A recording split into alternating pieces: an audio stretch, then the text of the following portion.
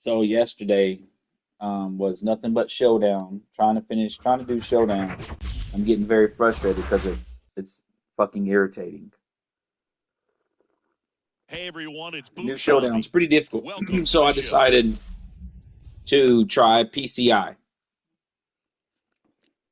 Um, so that's where I'm at right now. Let's see if there's any packs, buy packs. There was a good break. Where's Mike Soroka? I might go buy him. But at 93,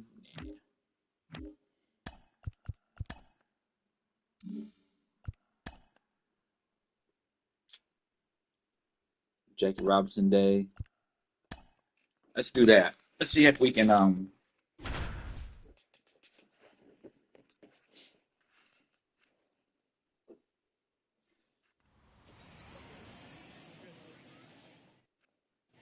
One So as you down. can see, And there's next my for LA, PCI. Jackie Robinson. That one misses, and it's 1-0. You know, you hear about a lot of guys who are 2 or 3 sports stars in college. Jackie Robinson, a 4 sports star. He was a Division I standout in baseball, basketball, football, and track. And now the count 1-2 after the swing and the miss. 1 ball, 2 strikes. To the right side, all these. They get the out on Robinson.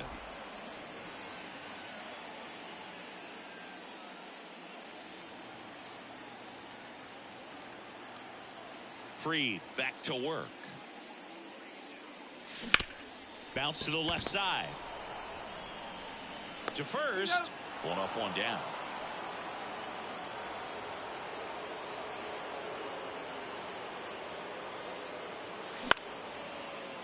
Base knock right field. Around third. The throw in. And he's out. Got him. That's an out. Cut down, and that ends the inning.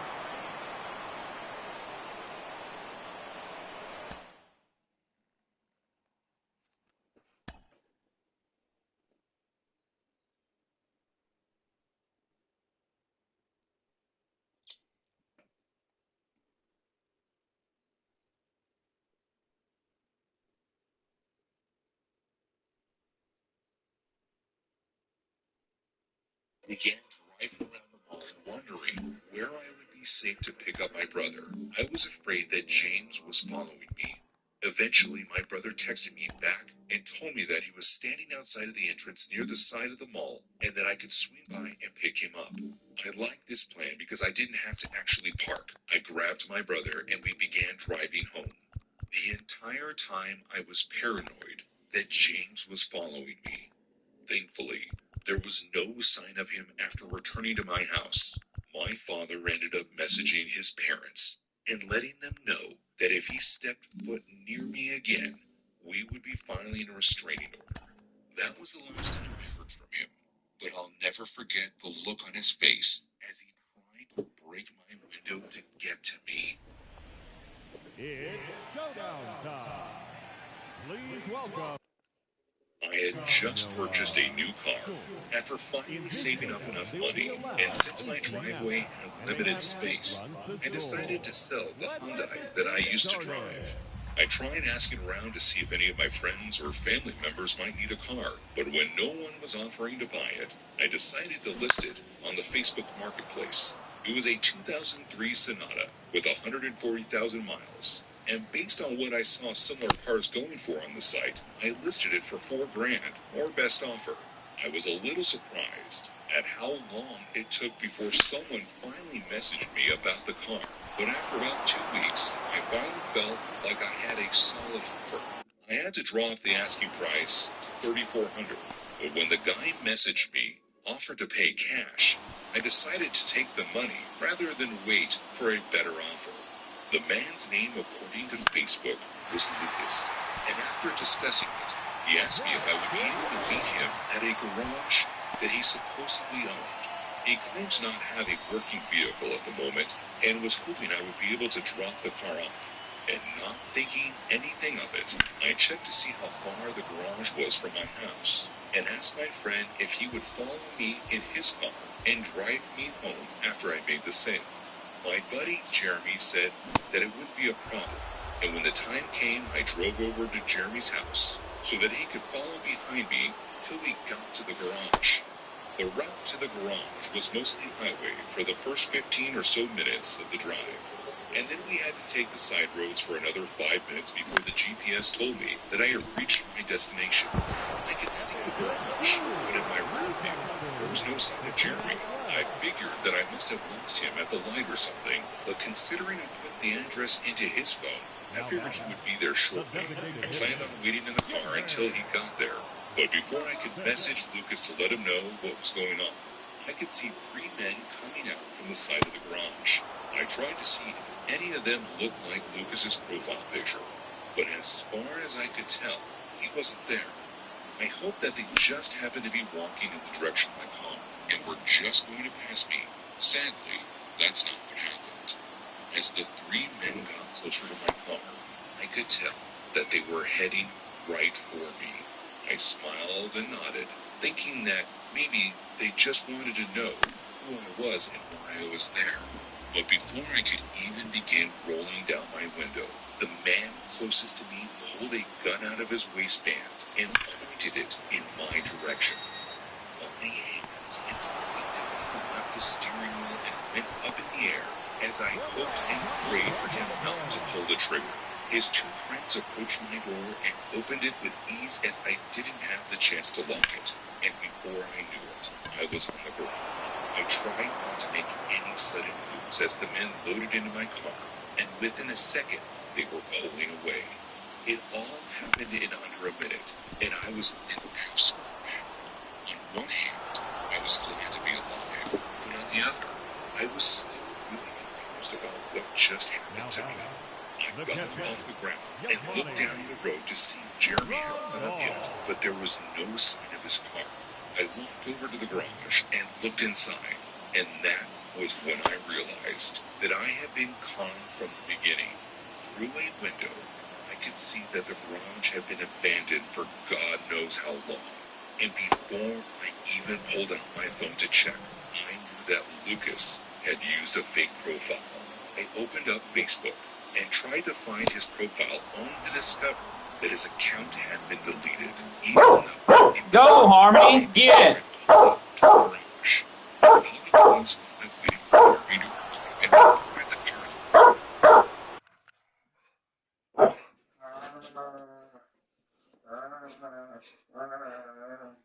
you doing? What are you doing?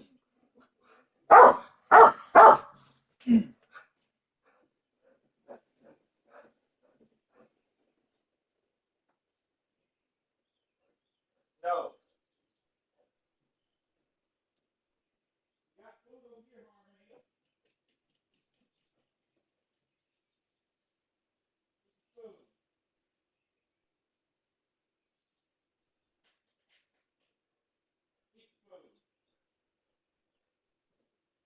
Where's Mommy at?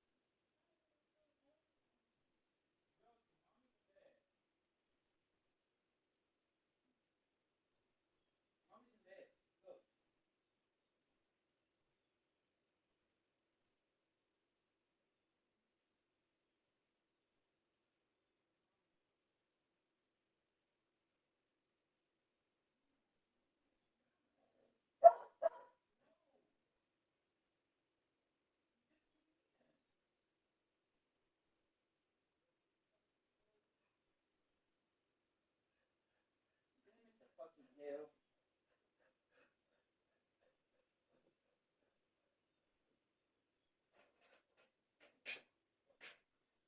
It's gonna be a quick one. Staying up front. I don't know what got you hyped all of a sudden.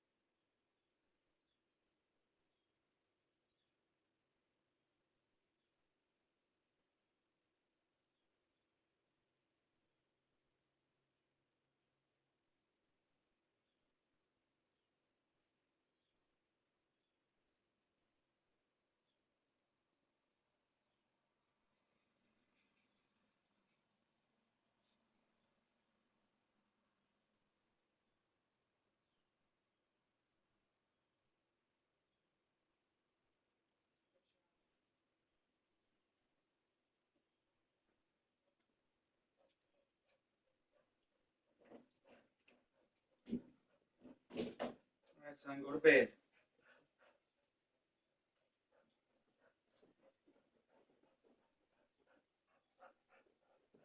Come on, go to bed.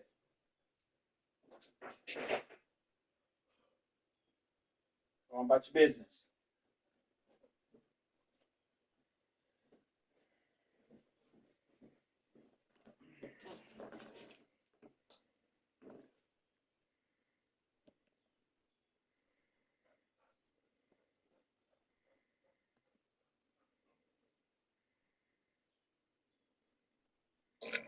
Jeremy eventually showed up, and the two of us got out of there as fast as we could. Every now and then, I wonder what happened with that car, but as far as I know, the police never found it.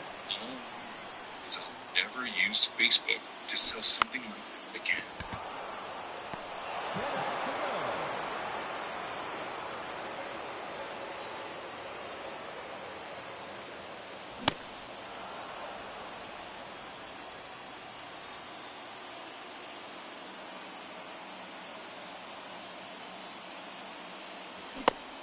My name is Jamie.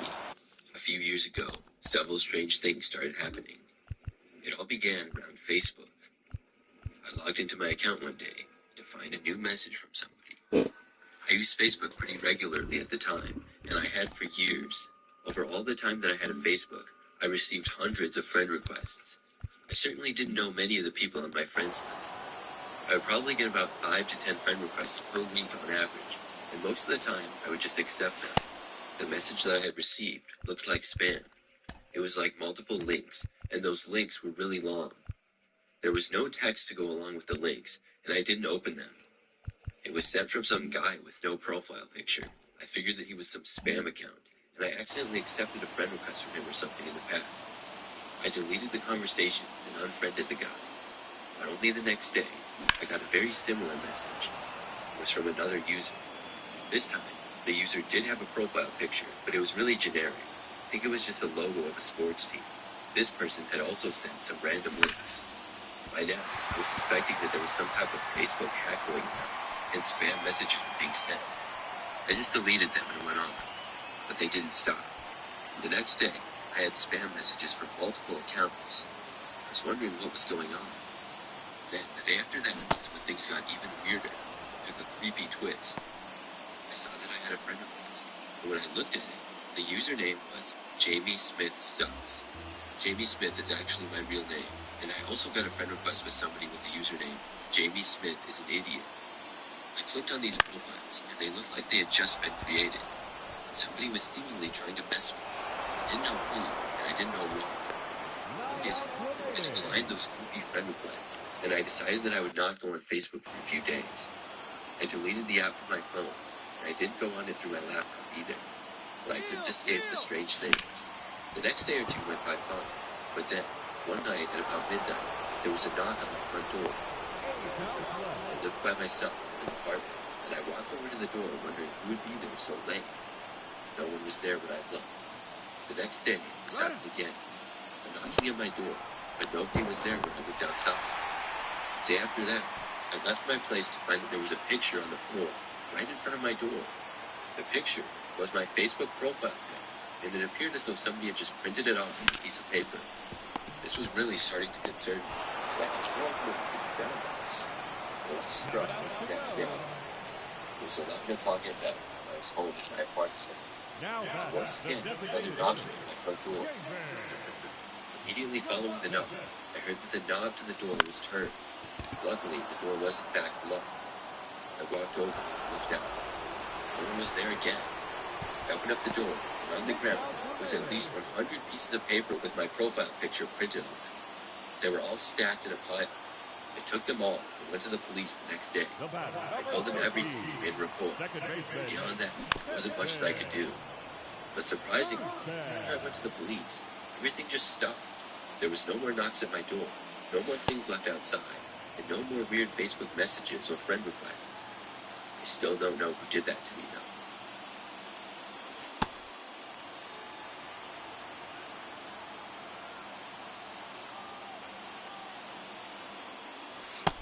This happened many years ago in 2013. I used Facebook quite a bit back then, but I don't really use it at all anymore. On a daily basis, I would use the Facebook app on my phone and had the Messenger app as well. I talked to several of my friends that way, and when this happened, I was about 19 years old. I had probably upwards of 500 friends on there, which is a lot of people, but I've seen accounts with thousands. Anyways, I got a friend request from a girl named Veronica. I saw that we had about 5 mutual friends. Based on her picture, she looked nice. I looked at her profile page, but there wasn't much there. Just her age, which was also 19, and she had 2 pictures, and I saw that she had about 200 friends. After skimming over her page, I didn't actually know who she was, but I accepted the friend request. Our mutual friends were some people who I had gone to high school with, but didn't really know all that well, as well as one other person who I didn't go to high school with, but lived in the general area. Not too long after I accepted her request, she sent me a message. I went to the messenger and started talking with her. She was really cool, and we hit it off. We talked for probably about a week before we wanted to meet up. I knew that she lived in the area, but I didn't know exactly where. Veronica suggested that we meet at a local mall, and there was a really popular shopping center about 10 minutes from my house. We decided to meet that Saturday at 11 a.m. In the meantime, we kept talking quite a bit, just like usual. When it was Saturday, I drove to the mall and went inside. It was pretty busy with it being a weekend. I had let Veronica know when I was leaving, and I think she left at around the same time as me. When I got inside, I messaged her that I was there. But that's when she stopped replying to me initially. At first, she told me that she was inside the mall and would look for me. But after that, I told her where I was and she didn't go there. I was standing in the food court for like 10 minutes and didn't see any sign of her. I reached out to her again, but did not get a response. I did see that she had seen my message though. When she didn't show up for another 5 minutes, I decided to walk around the mall looking for her. I figured that maybe the signal on her phone was bad or something, or maybe she had put her phone in her pocket with our conversation still open. I was just telling myself things like that, and I started to get a bad feeling.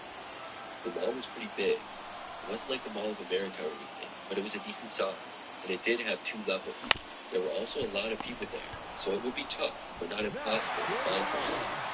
At one point there, when I was looking around, I did see this one guy who kind of looked like he was staring at me from afar.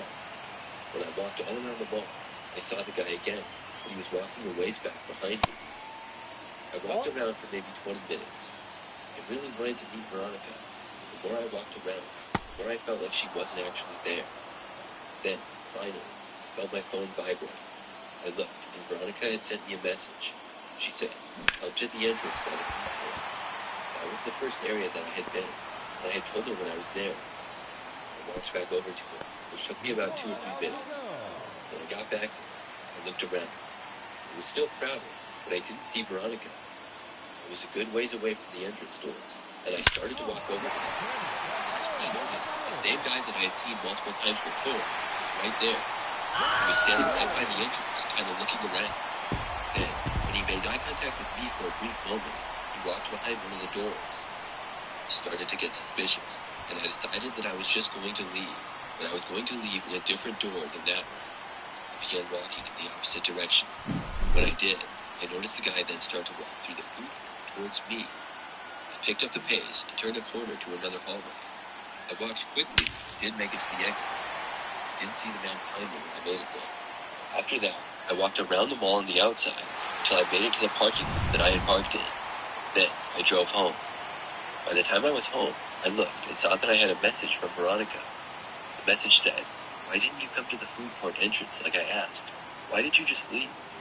By this time, I knew that Veronica likely didn't exist, and the one guy that I saw was running the account. I asked her to send me a picture of herself right now. Then, she blocked me. That pretty much confirmed my suspicions. I was disappointed, obviously, but I also felt good that I wasn't a victim to anything further than being catfished. From that point forward, I was much more careful with who I talked to online.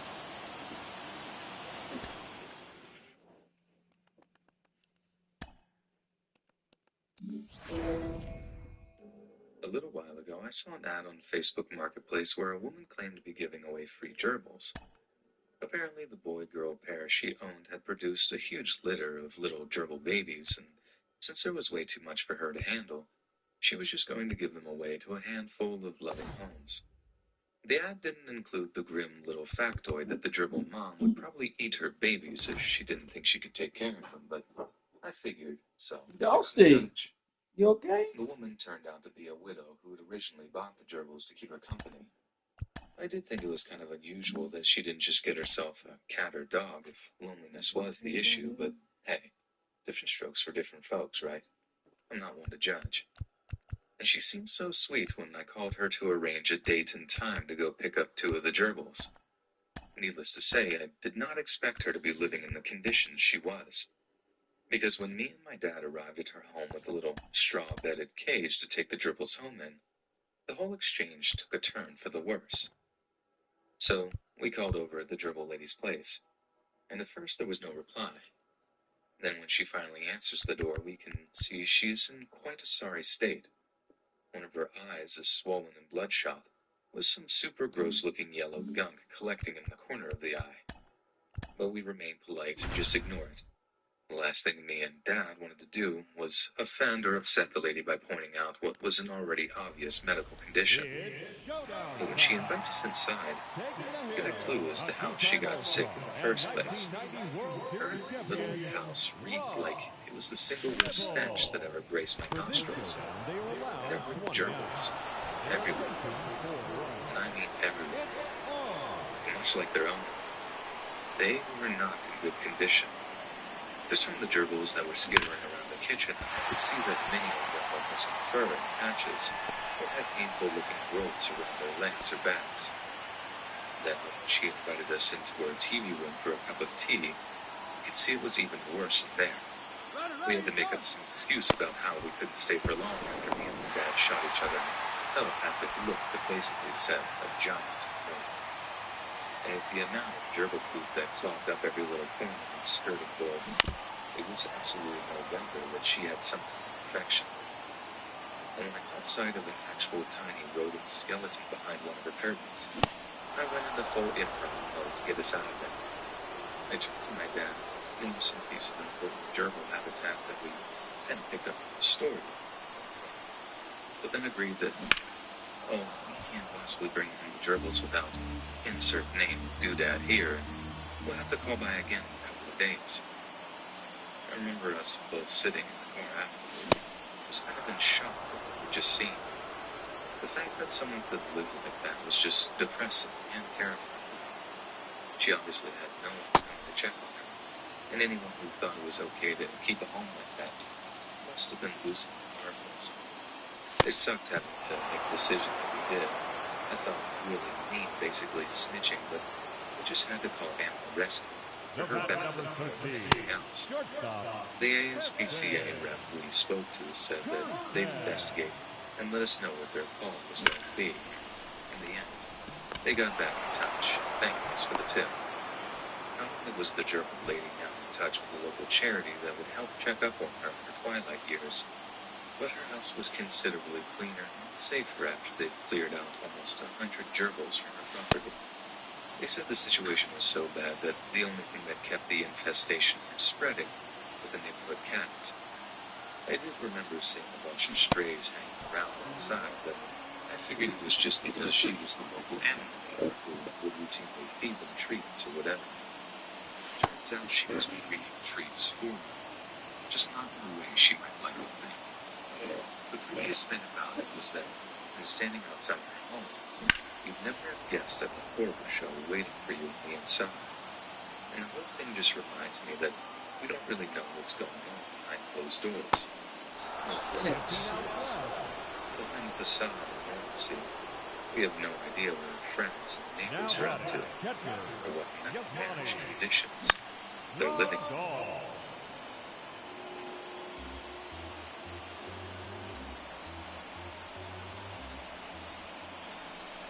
You would find this scary, but it's definitely creepy to say the least. This happened back in 2020, right when the pandemic was at its highest, specifically in December. I've just turned 18 years old, and I'm a female.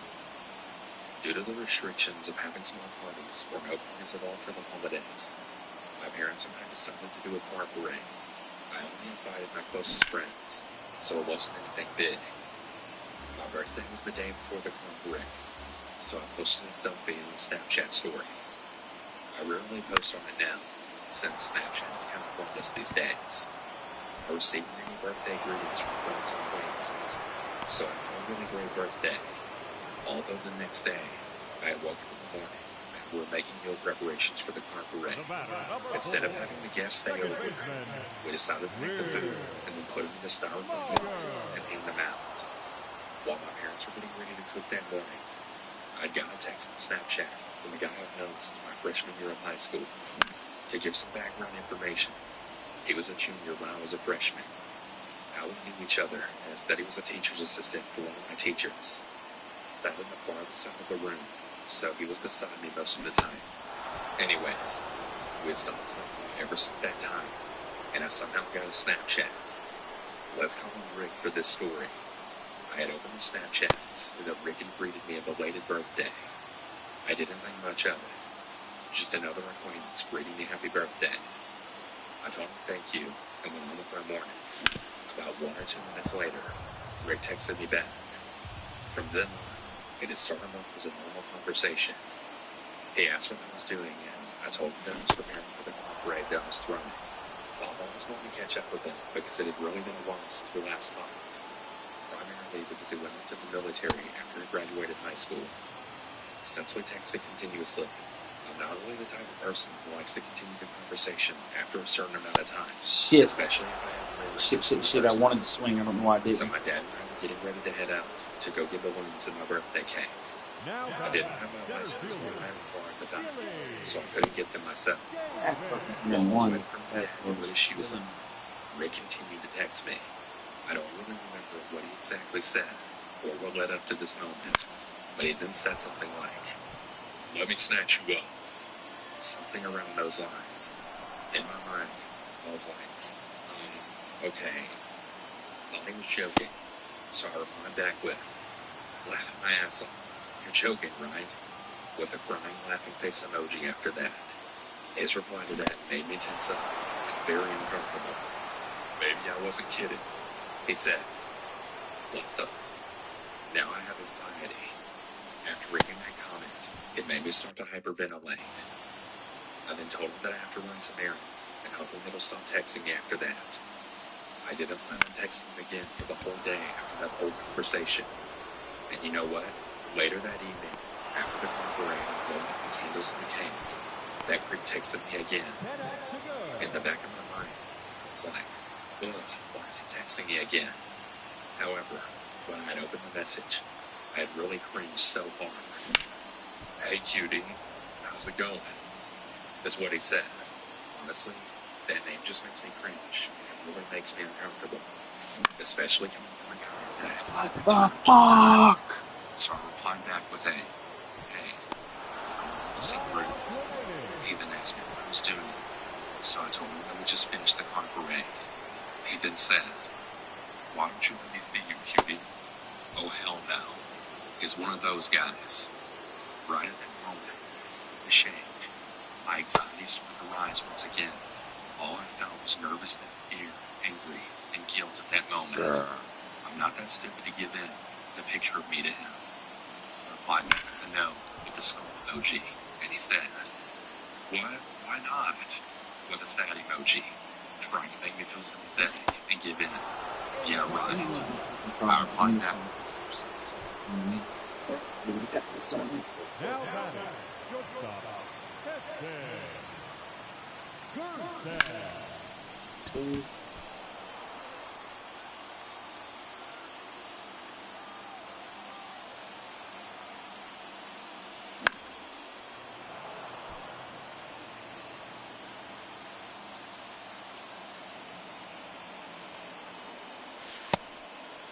That's low, that's a ball.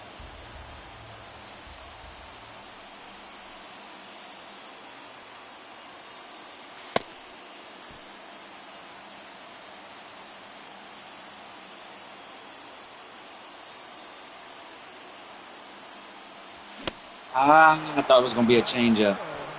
Or slider, I thought it was going to come down. Okay, he's out of energy. If we want to get to him, we got to get to him now.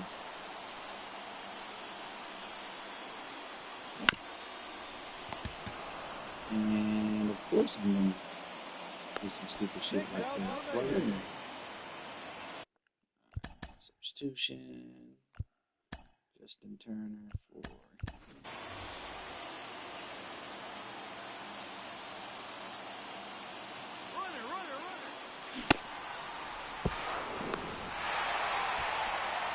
See, nothing happened. Stephanie.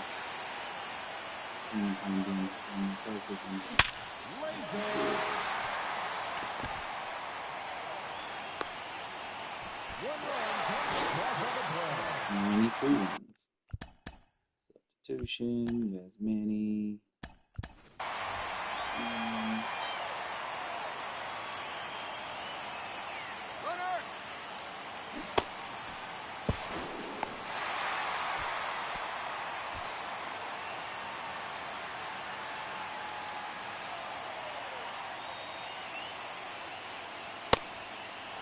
Damn, that was a strike?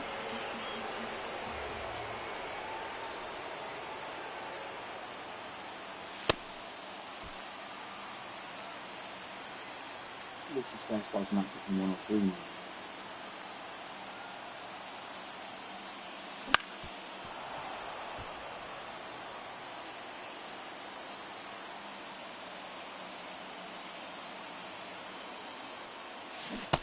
Ooh, that slider's ugly. The Drew here got nothing but left this time.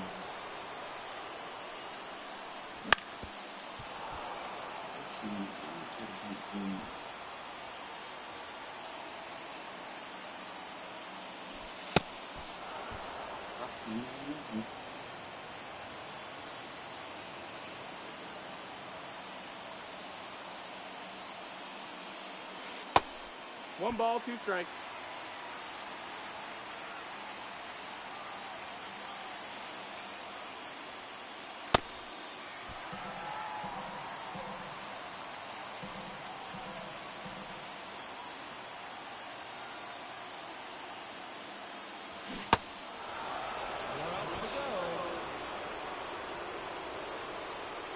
Let's get a couple base hits here, guys.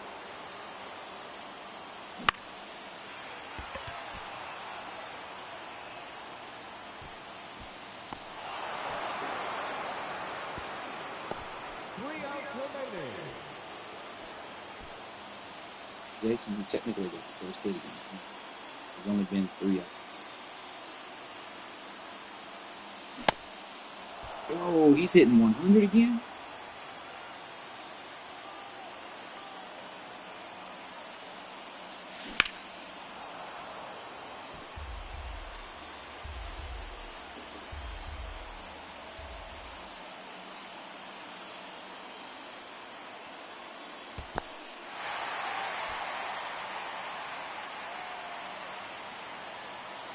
Gotta watch for that low slider, you know that.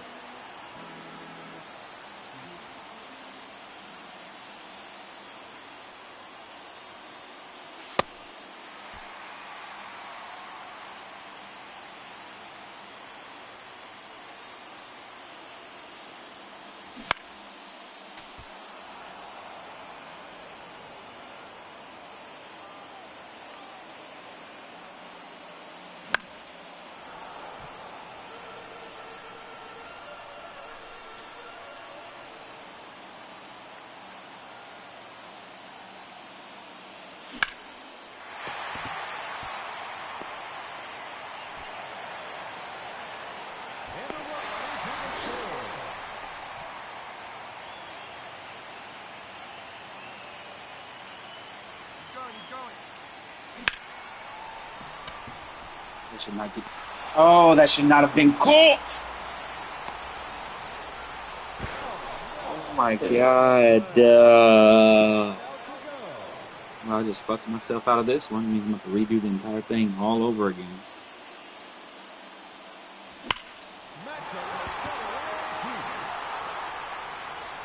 And that would have won the fucking game.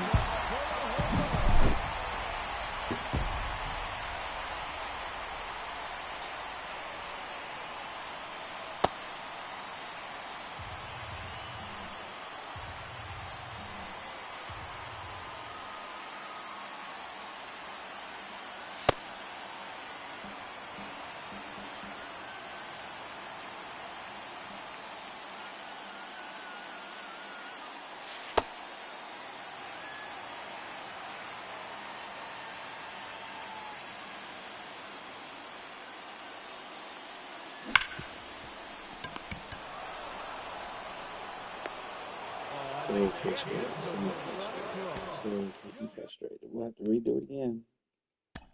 With A, because I said so. About a minute later, he'd sent me a picture. It was a picture of himself holding a finger gun to his head, captioned, Pew. In my mind, I was like, okay, what do you want me to do about it? Is that pic supposed to make me feel guilty? I just said in the chat a simple LOL and exited out of the app. He then kept begging me to send a picture of me, but instead, I replied with either no or just me trying to dodge the question. My responses were just starting to get more bland. That's not really like me, but that's because he made me highly uncomfortable. Now, you're probably wondering why I didn't just immediately block him. I guess it didn't really cross my mind at the time, because I was just overwhelmed and anxious, that I didn't think anything else, other than having to deal with him longer. Really dumb on my part. Anyways, I didn't tell my parents nor any of my friends while I was having the conversation with them. However, our conversation finally ended after I finally told him how uncomfortable I felt when I was talking to him. To be honest, I'm not usually that straightforward with others, because again, I get really anxious, and I also tend to overthink way too many things. When I told him that, he finally got the idea. Dumbass should have gotten the idea when I said no in the first place. Since then, the conversation died down, and the next day I just blocked him. For the next few days to a week, I couldn't stop thinking back to that conversation. What made me heavily think about it is the fact that he texted me out of nowhere when he saw I just turned 18.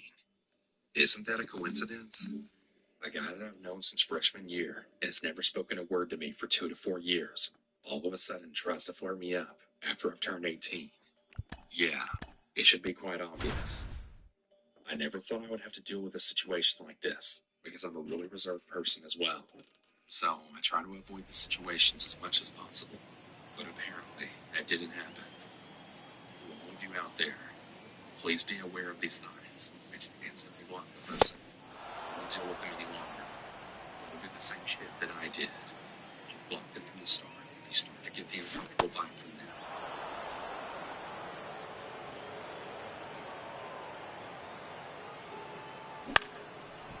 This was a few years ago. I was about 18 or 19. I'd been somewhere for a good while. I focused on my work at school. One day, I was at one of my really good friend's house. We'll call her Blue. It was for a family barbecue. She was talking about this other friend she had, and she had shown me a picture, then telling me,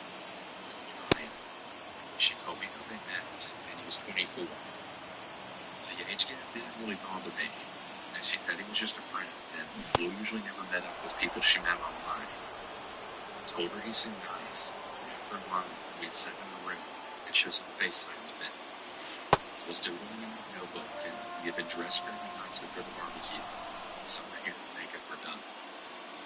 Anyway, at some point, Blue turned to phone. She has Ryan saying hi to me. I looked up from my notebook and waved, giving a small smile. Been a sociable person. For a while we've been talking, they had ended their chat, and Blue looked at me and said, "The devil." Then they did. So, I just flipped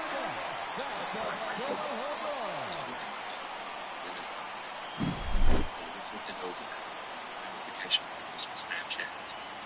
Someone's added you. I opened it and saw the chat, and it read, "Hey, don't be mad at Blue. I thought you were really pretty with your glasses and the way your hair looked. So I asked her to give me your snap." I felt my face then blush, as I knew how to handle compliments well. Blue smiled. She said, "Let's say for a bit." I was aware that as a friend, he would ask for my snap. Being naive, trying to be nice. Ryan was nice. Different conversation. When we talked about it, what friend did Stan say? And he said he lived in Liverpool. Now, for those of you who don't know, they're about a 1-hour drive from each other. And at the time, my parents wouldn't let me drive that far. So for our first date, after much back and forth, we had planned to meet in Pleasanton, which is about 45 minutes. And I went to taking into account the amount of freeway I have to drive, and Ryan said he couldn't make the drive because he was gone.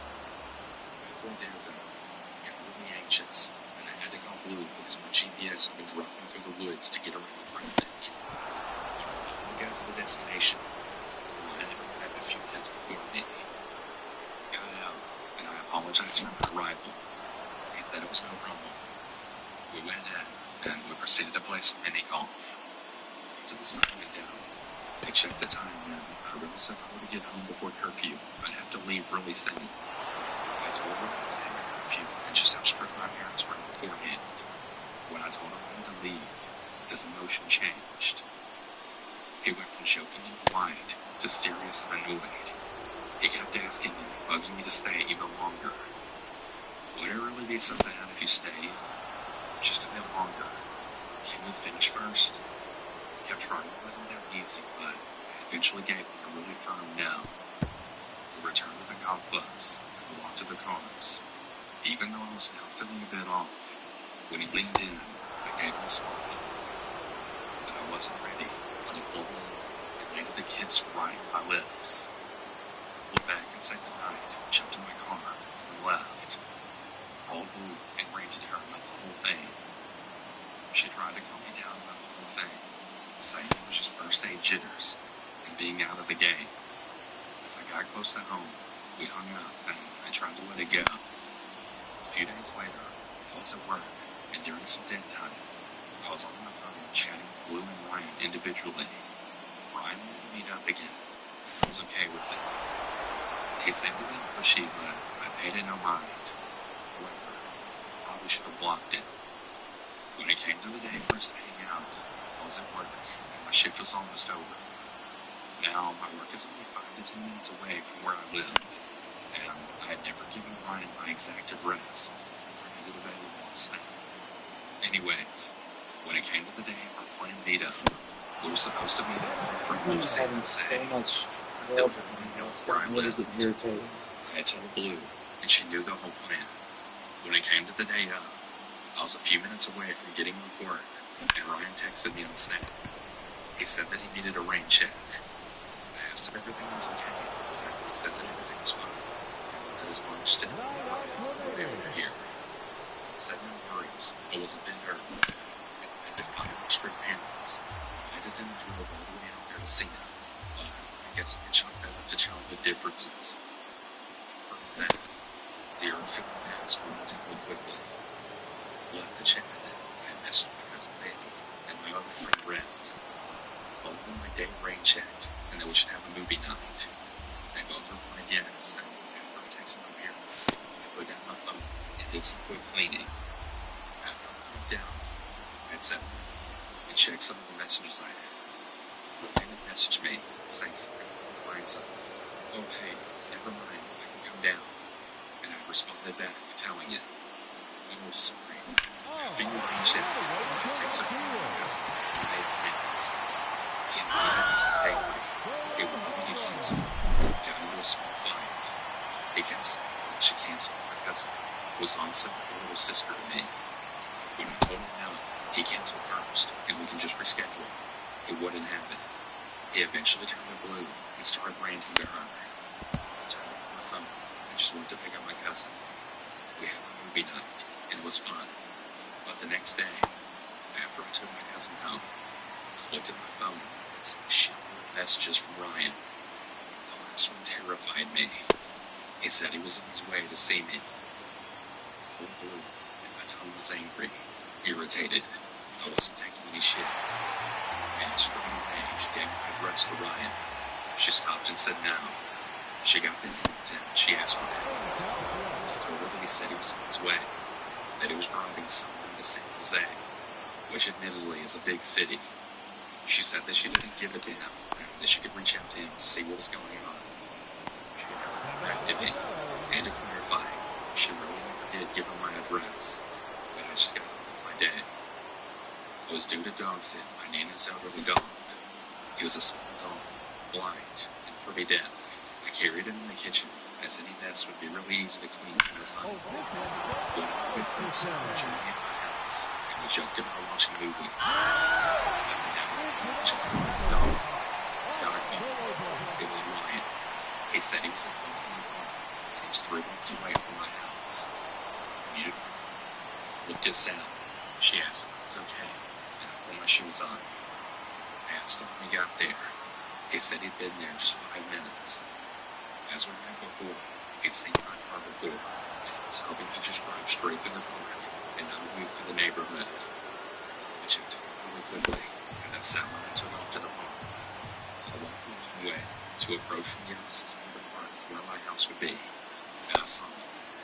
He was just standing there doing backflips, looking around. Sam and I looked at each other, and we approached him slowly. It seemed like he was in a good mood. I was still on edge. Hey, so what was it? Was all I said.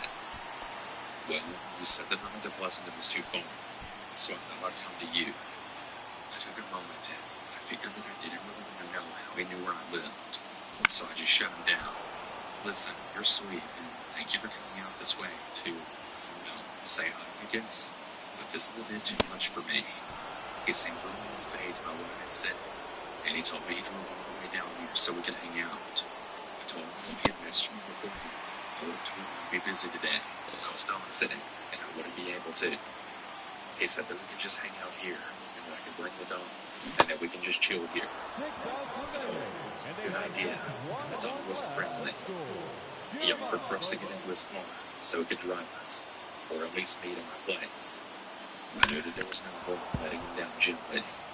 I looked at him and said, look, you drove here some blocks from where I live. I don't know how you found this park, but I'm not interested. The weird kiss, the pushiness, I'm not into it. I'm not going to get into your car. This is done. Go ahead, complain to Blue or whatever. You're giving me the creeps.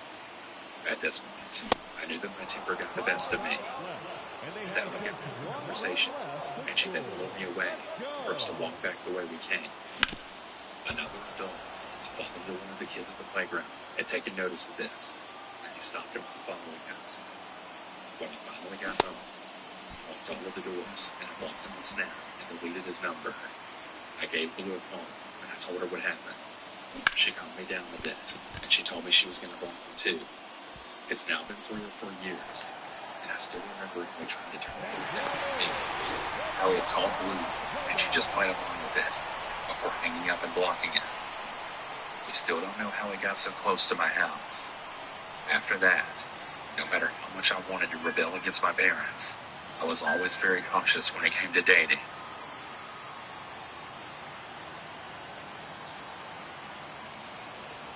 For a while, when I was 16, I was always on Snapchat. I was on there so much it was pretty normal for me to get follows from odd people. People I'd never met, but never like this. It was June 18th of 2015. I was on Snapchat doing what I always do. Everything was pretty normal. Like always, I was scrolling through all my followers, and I came across a username that said, "Look outside your window." It sent chills down my spine. It was also kind of alarming, mainly because seconds later, I heard what sounded like a rock hitting my window. Startled, I tried to shake it off and get back to what I was doing. I began to receive chats from this follower on a regular basis, but I would never respond. What's I up, bro? simply didn't know who they were, and they had a creepy enough username. Chili Davis is really good. I like Drew Jones too. But Chili's a switch hitter.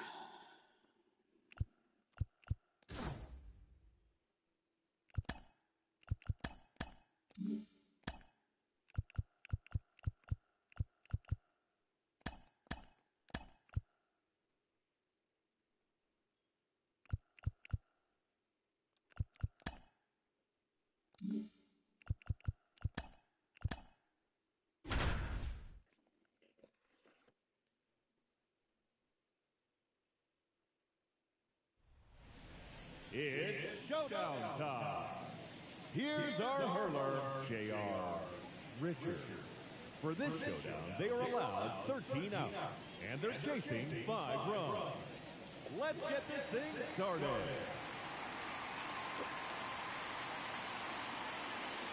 The batter, the shortstop, Louis Dunham. I don't know why I swing at that. Probably because I'm an idiot.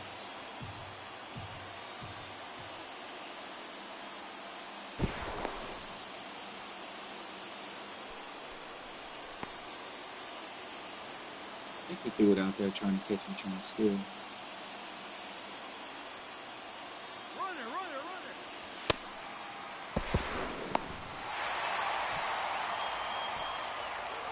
It doesn't matter, I still gotta get 3 hits.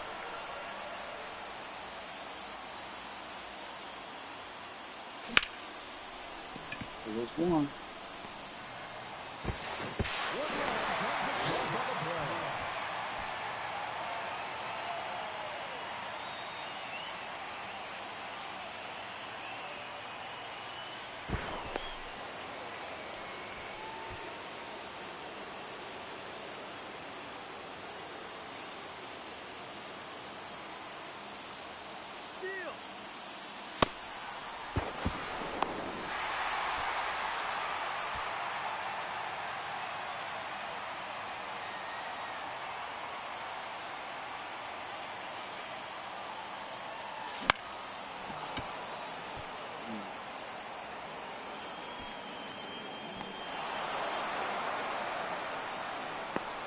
That's one play. 2 hits.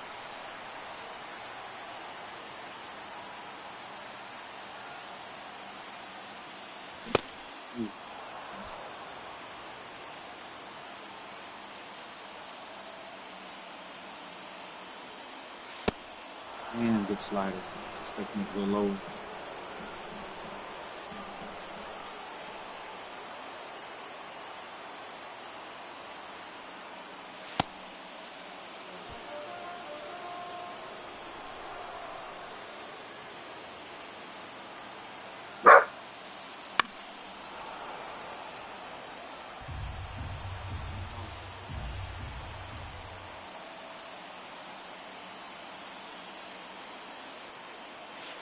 Good pitch.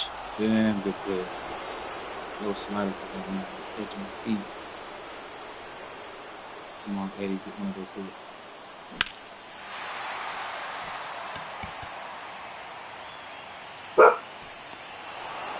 Hey,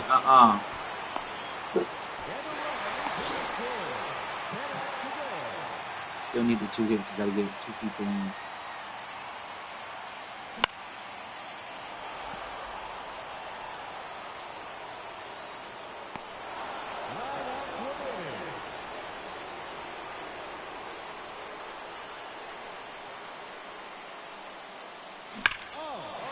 One hit.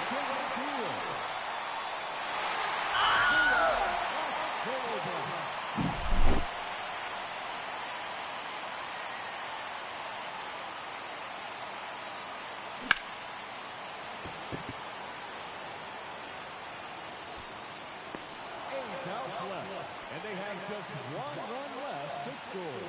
Let's go.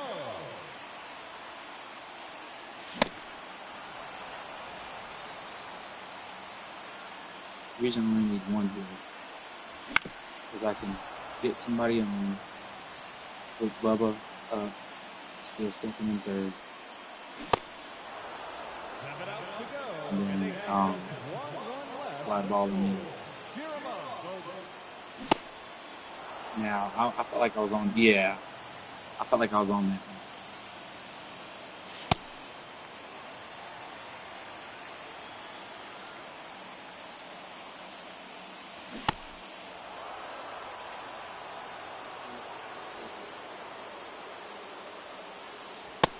That was a good pass. 6 outs remaining, and they have just 1 run left to score. Let's do this. That was a really good pass.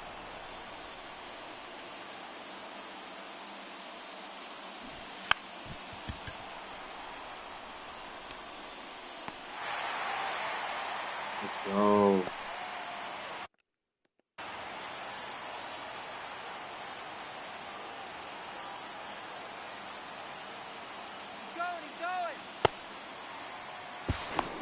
Ah, fuck.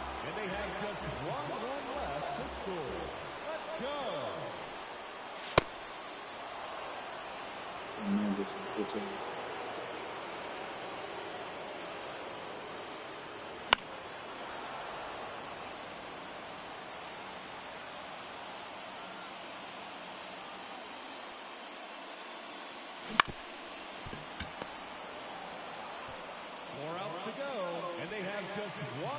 Josh has been clutch a lot.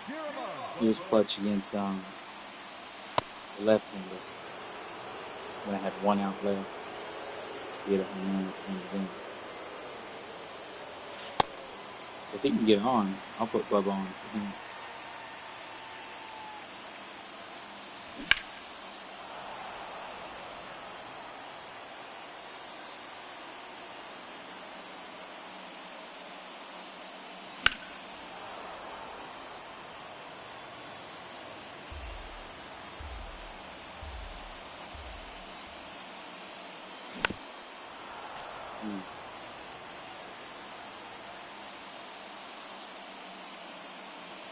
Good pitch. A fucking slider.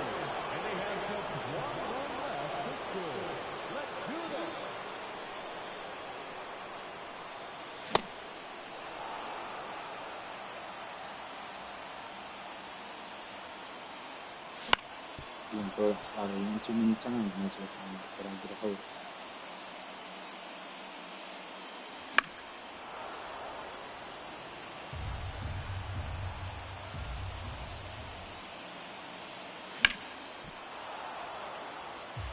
That's what I'm sitting in. They'll probably get a fastball. Slider.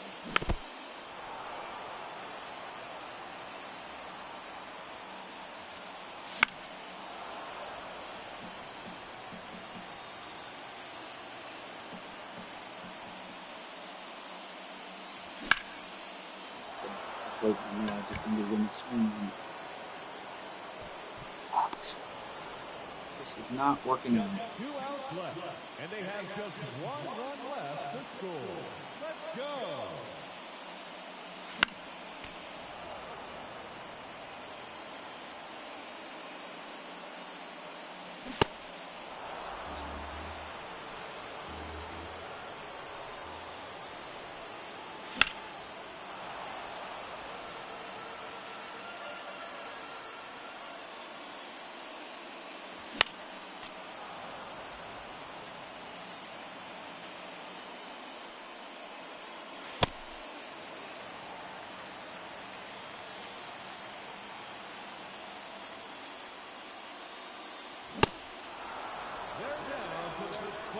Justice is down to you. 1 run left to score.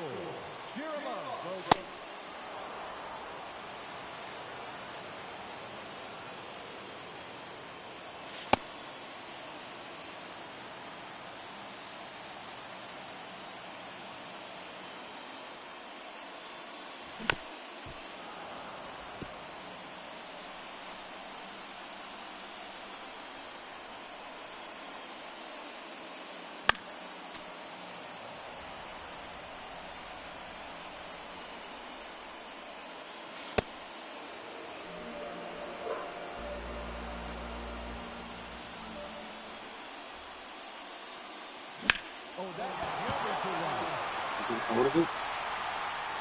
That's what I'm fucking talking about.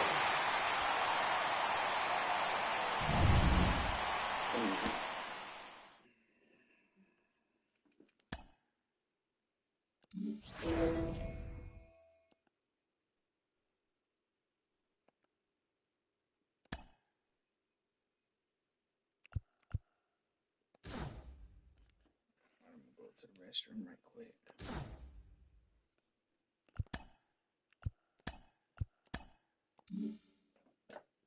I picked these, and I picked the wrong one. I picked the extreme, which is 1,000 of them. I picked these. Let's just be right away.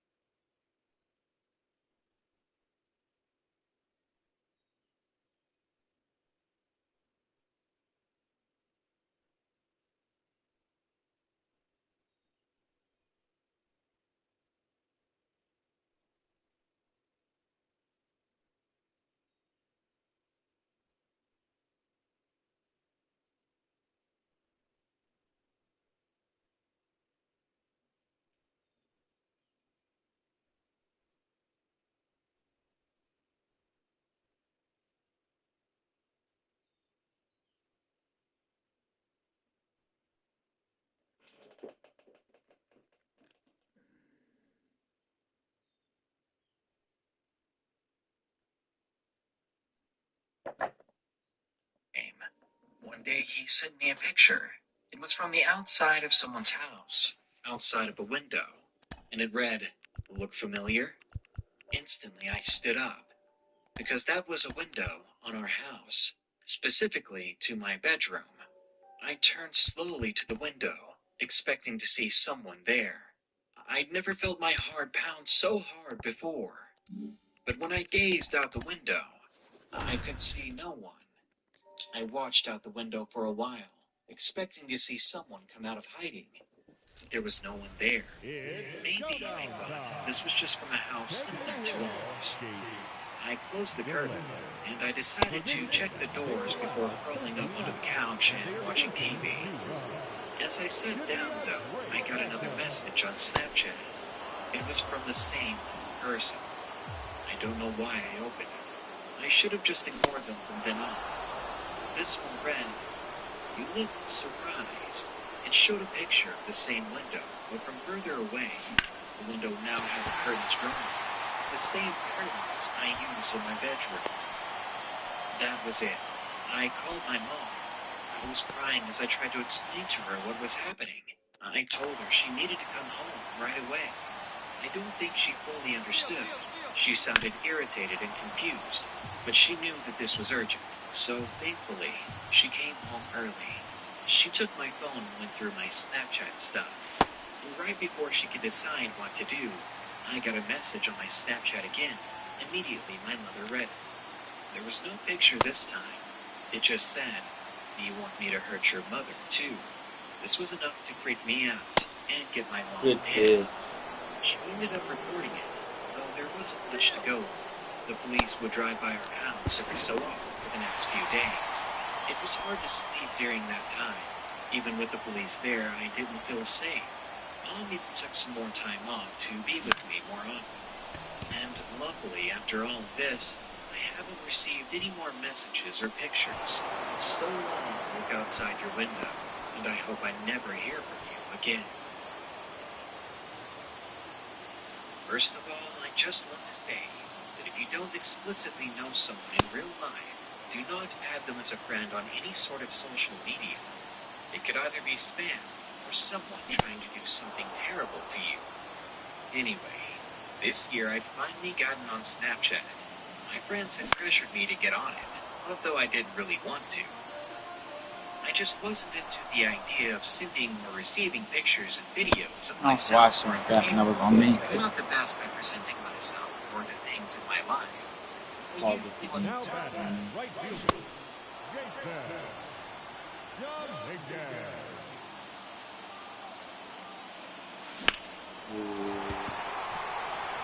Get out of here. Get out of here. Get out of here.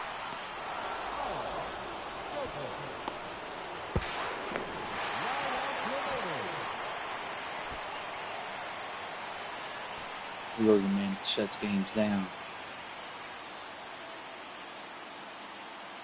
The left fielder, number 23, Jason Justice. The real closer.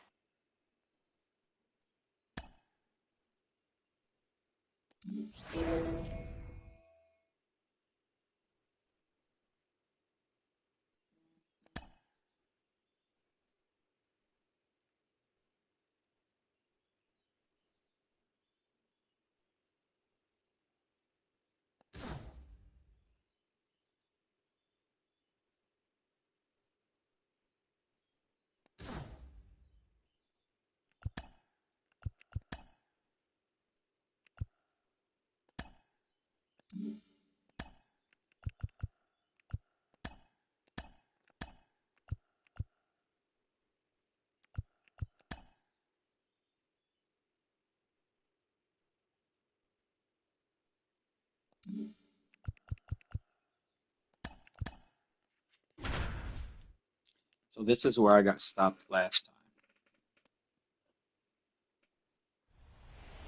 It's showdown time. Throwing the rubber, Kenny Jensen. In this showdown, they will have 10 outs to play with, and they have just 1 run left to score. It's on.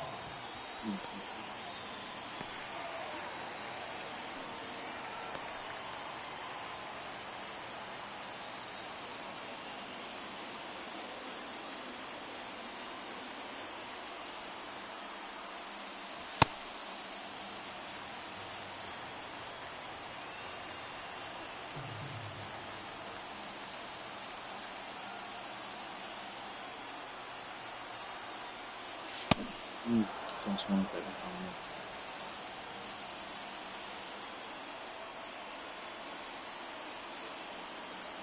Steal.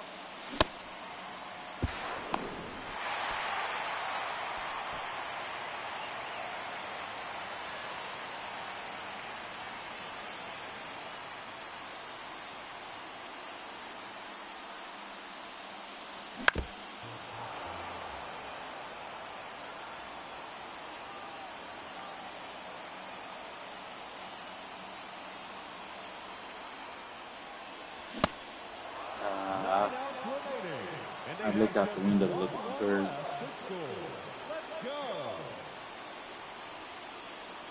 That's it.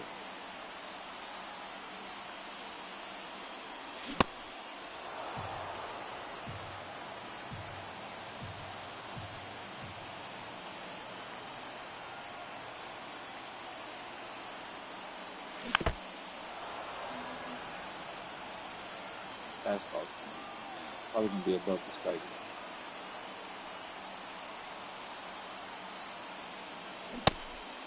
I didn't swing with that. Ah, come on, dude.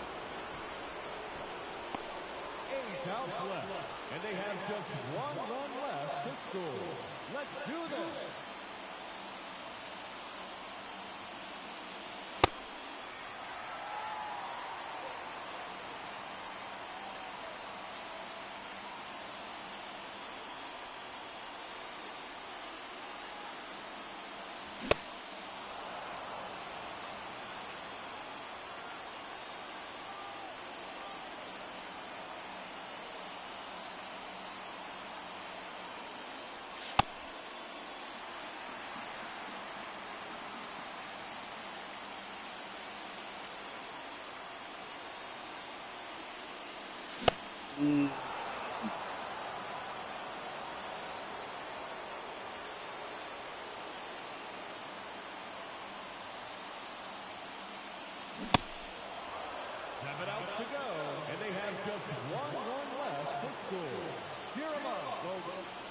just doing nothing but striking out.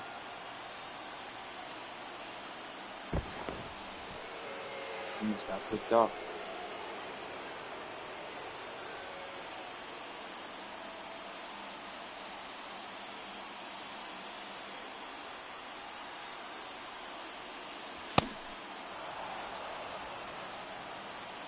Extremely late on all these fastballs.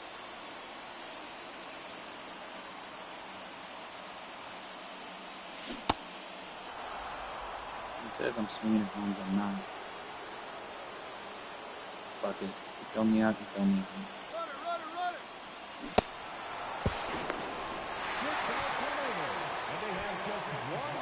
Here comes the real closer. Better walk him. Just give him a pitch.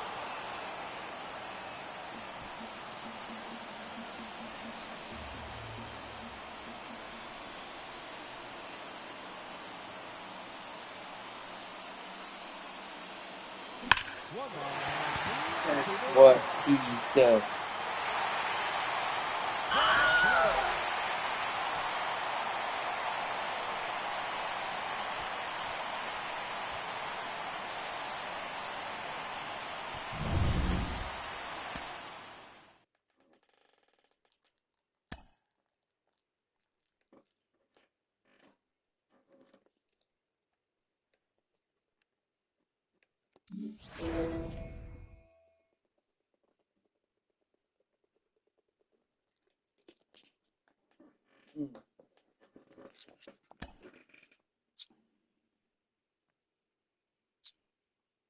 I know the next one's going to be a left-hander, so we're going to bring in Tim Salmon.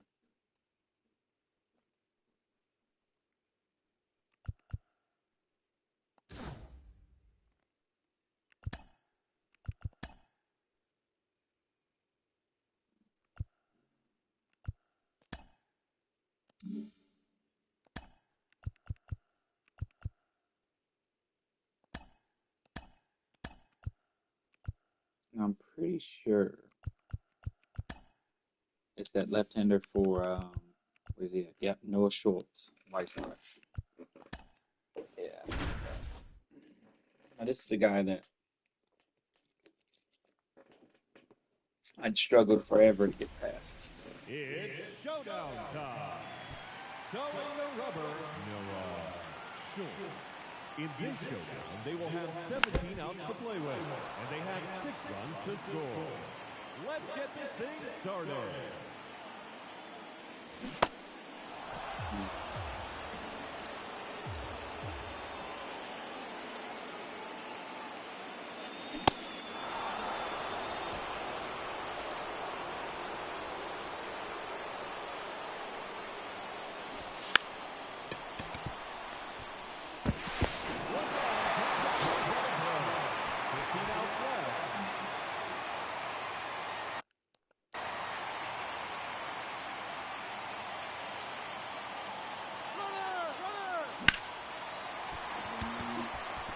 Yes, get him.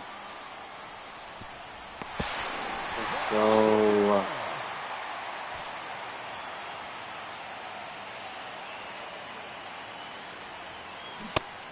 Stupid. Eddie hasn't been that good for me.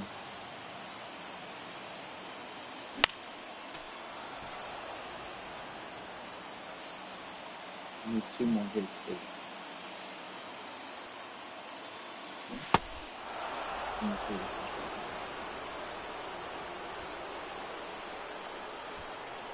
The batter, the right fielder,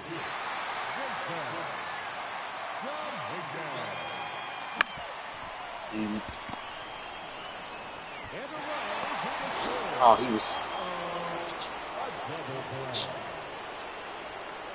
Hopefully the closer will get an opportunity in the second bat.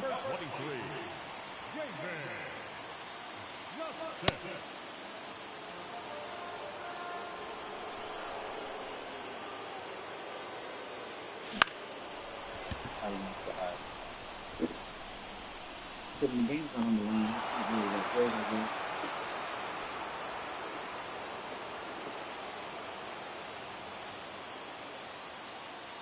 Let's Now just get a batting, base hit. the designated hitter, Chile. Davis. I still need 3 wins.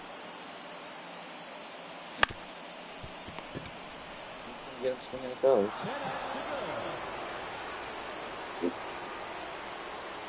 Andrew Sun.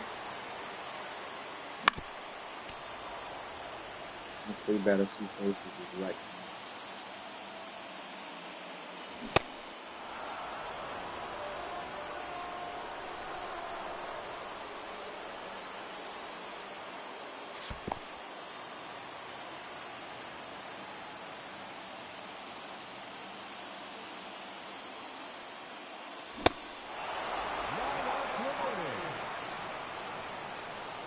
See what team's on.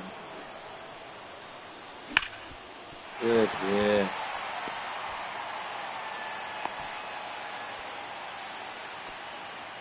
See fast.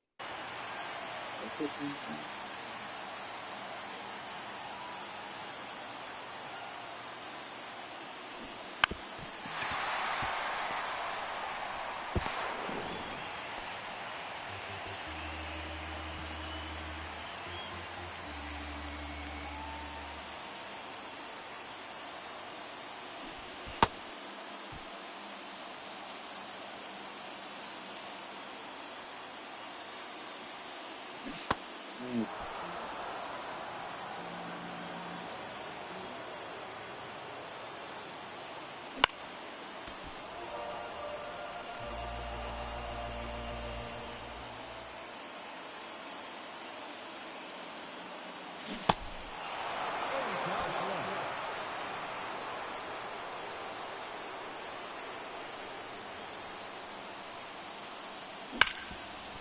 Let's go. Okay.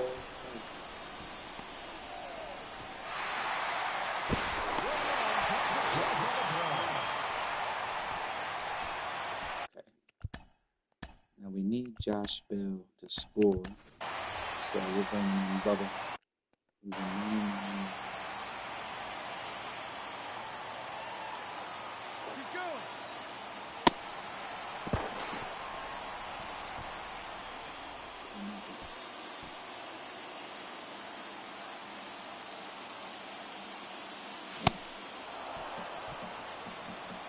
Bad news is lefty, righty, and then it's nothing but right. Eddie's struggling in the system.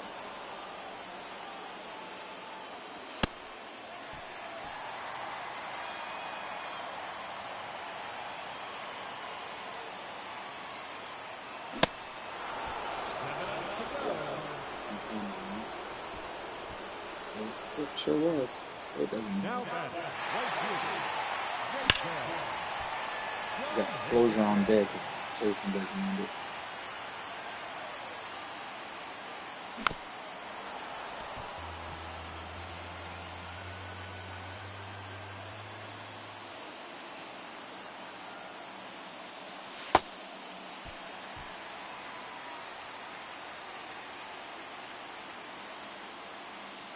Good pitch. Can the closer be the closer against a same-sided pitcher? Now batting, left fielder,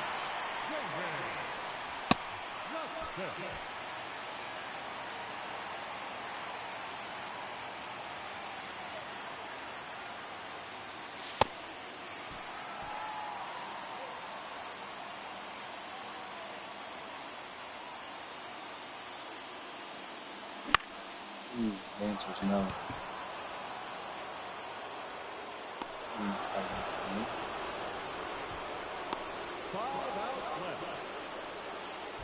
Alright, so you guys gotta come through. No strikeouts. And then I go and swing at the slide that's so far in.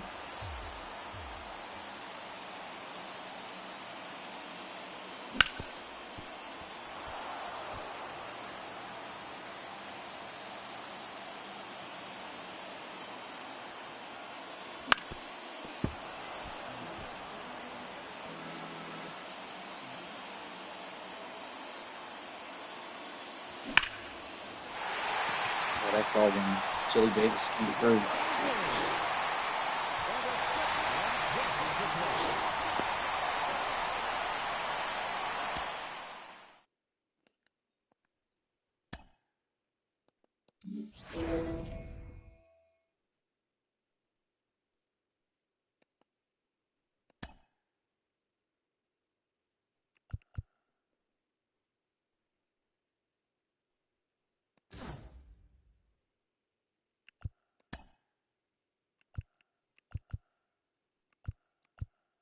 I didn't get a perk. That sucks.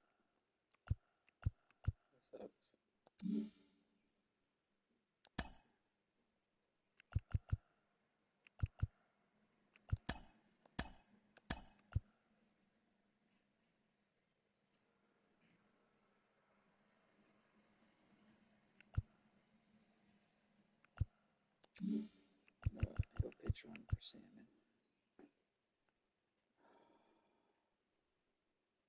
Trailing by 3 runs. The runner on third. Take the lead before recording 18 outs. Justin Verlander, who's right-handed. Trailing by 3 runs. It's showdown time. Please welcome Who's on third? Justin Verlander. In this showdown, they will be allowed 18 outs. Better pitch. Let's get this thing started.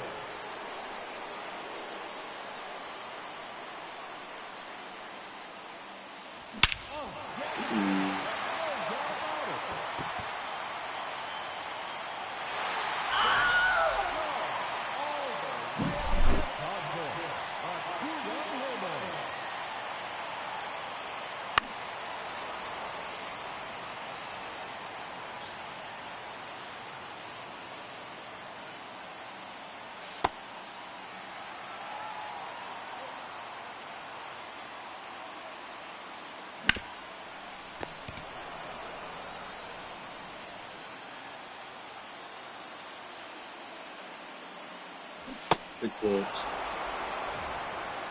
I would expect this to come out. I don't know why something like that. I knew that could be a hot ball. Yo, I'm so far behind on that. I don't know what I was expecting on that. You know that Eddie's going to pop, man.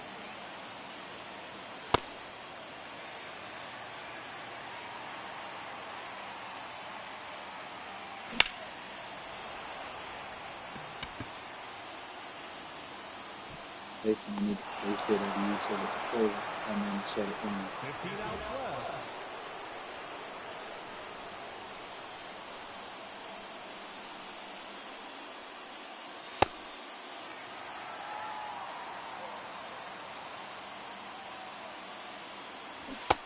Ooh, that changeup was nice.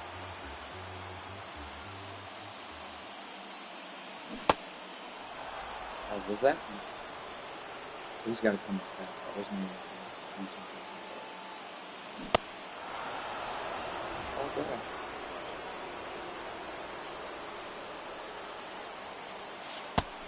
Good pitch. Good.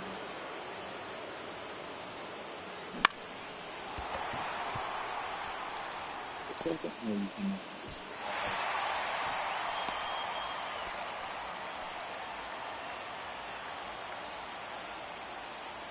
world class.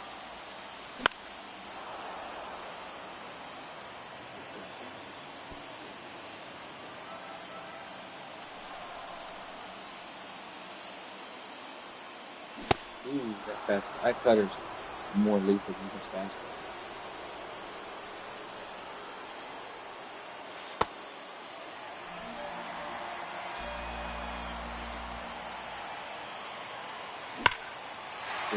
Good.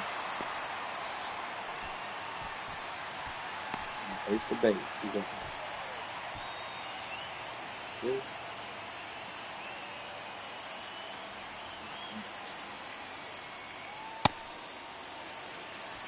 And I didn't.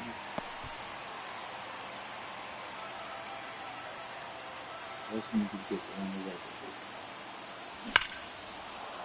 And you can knock him in if you.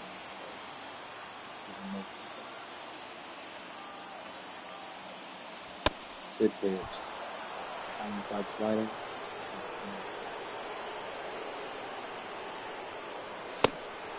Yeah, I don't know what I was thinking there.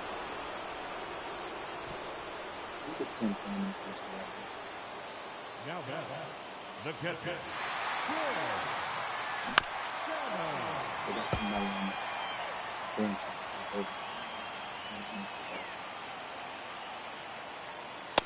There is.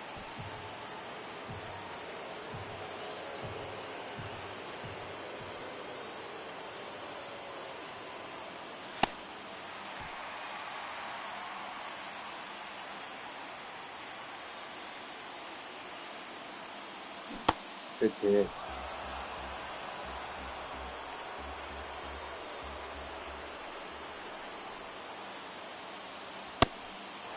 It's just lethal right there, dude.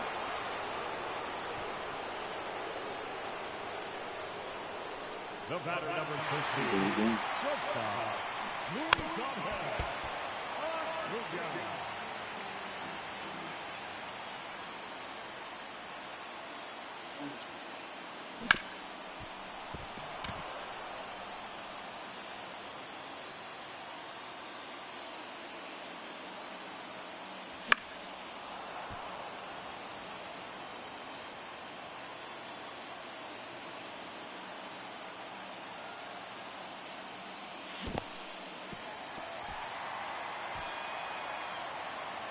Thing is, I got justice on the set.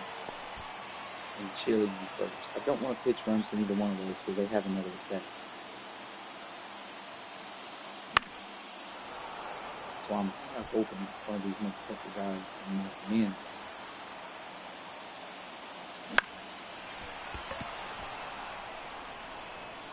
So I'm not going to do that. Let's see.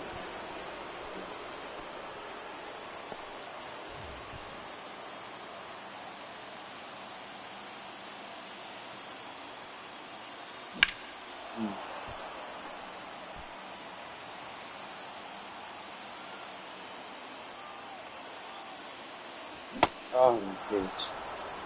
That was it right there. I let the game win at the time.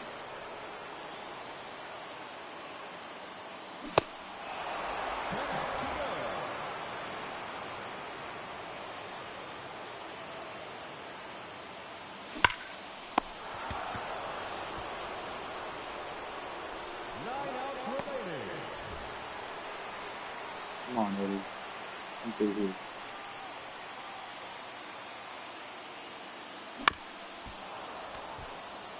One thing I don't need is double play. That's why I'm kind of hoping that one of these guys can get moved.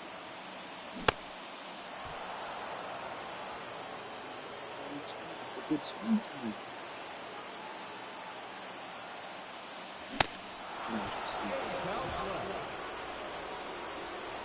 Just mowing my guys down.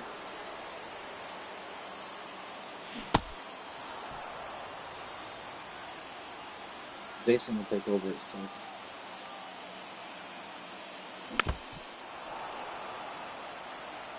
I believe him. If that happens, I'm still in third.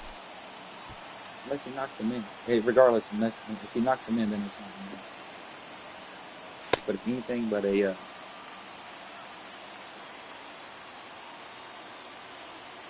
base hit happens to it, Jason's going to have second. Let's make sure. So we're still in third.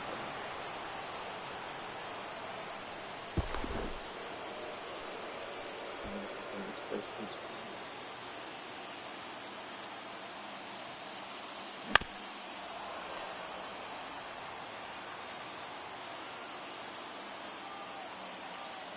He's going. 6 out remaining.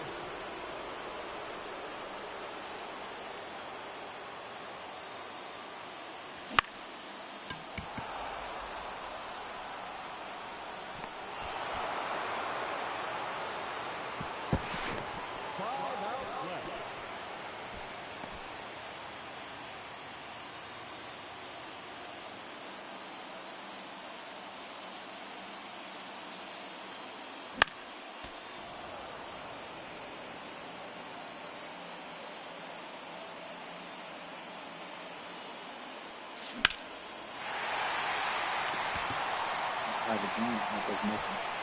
Ooh, Chili hit a home run. Oh my goodness. It's been Justice and Chili. It's been heroes.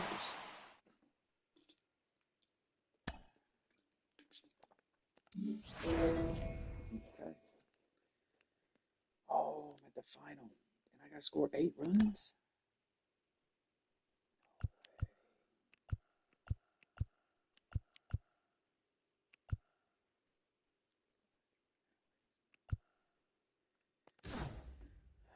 Fuck. I think so. Let me see. Okay, I'm not there yet.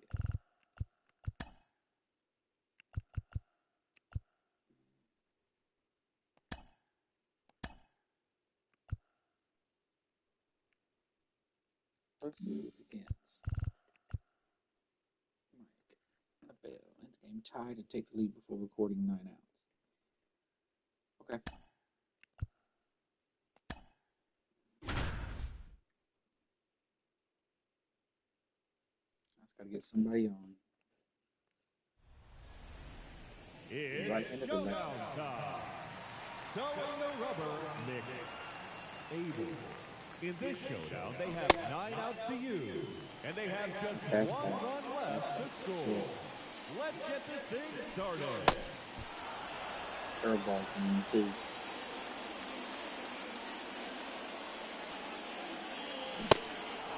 8 outs left, and they have just Alright guys, this is 1 what run you guys left do. to You get on score. base. Cheer 'em up, folks. It's a wild swing.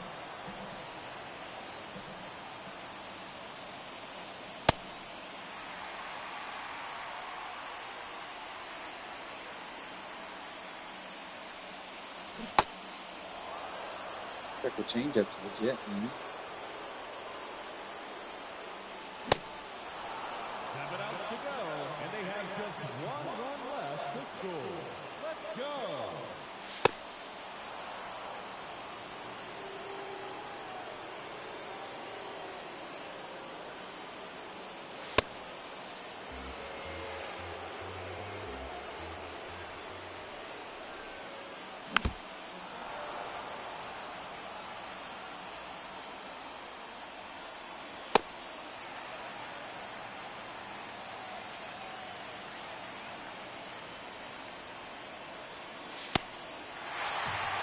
Walk through, we can do.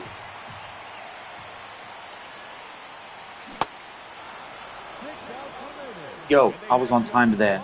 I knew I was on time to that.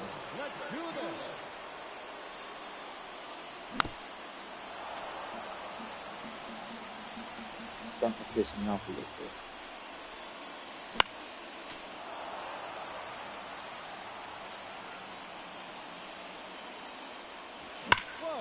Ball game, bitch.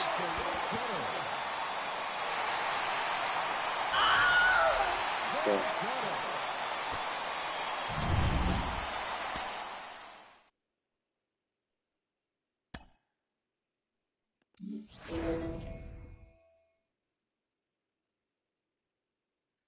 So I need to score 2 runs, which means that last one's probably going to be hard. Let's see here. Greg Vaughn is a beast.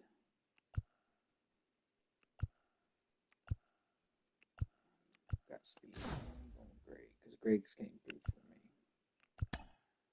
Manage squad. Who we dropping, though?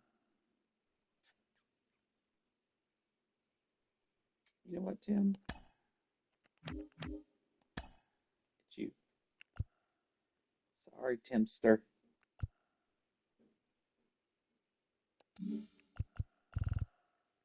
It's against Rob Dibble. I need 2 runs.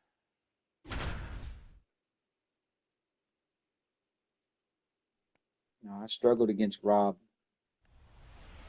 in the other one.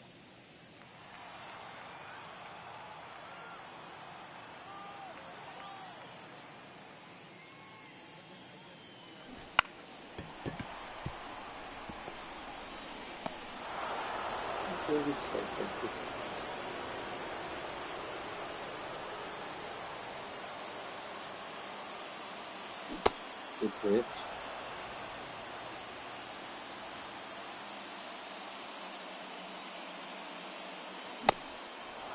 Really fast pitch.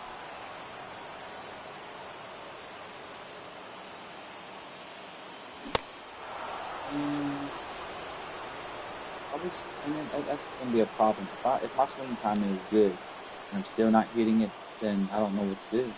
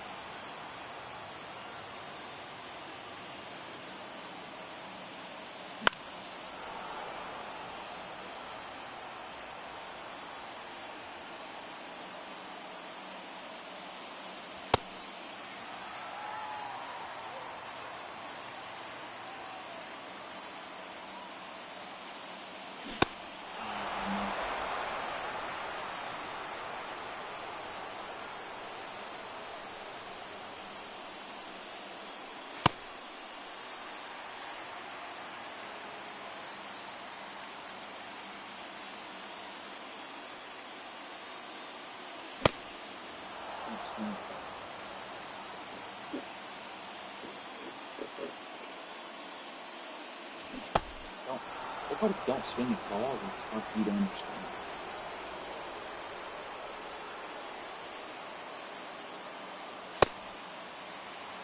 He's let throw you a strike and then walk.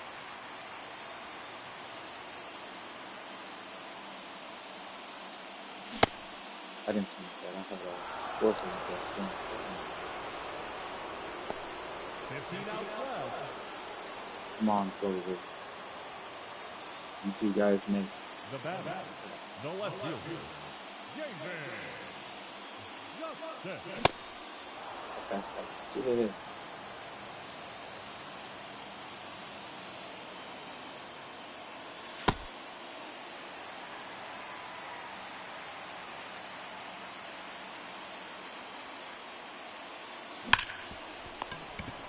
Really? It's left-hander, you got it when you're playing the field like that. This is wild.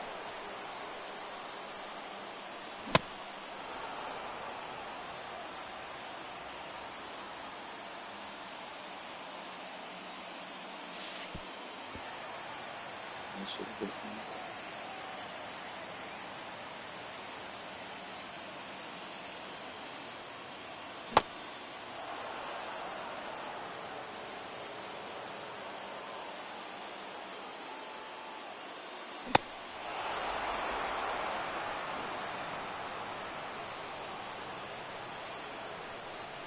Now, Right. second baseman, Drew.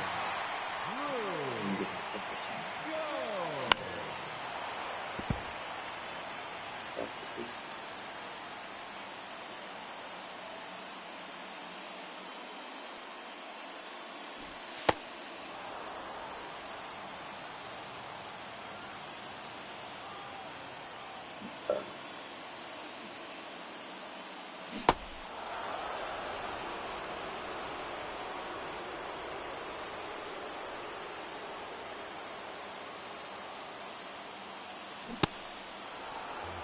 I haven't even hit the ball, which is wild.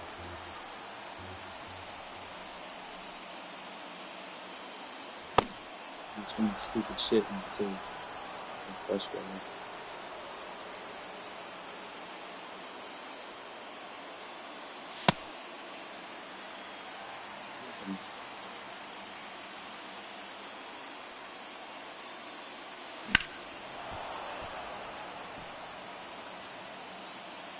I mean, David hit the ball.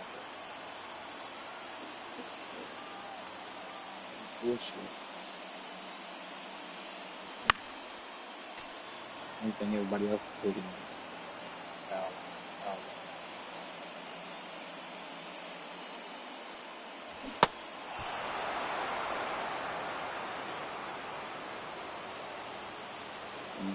The batter number 13, shortstop, Louis Johnson. Oh, shoot.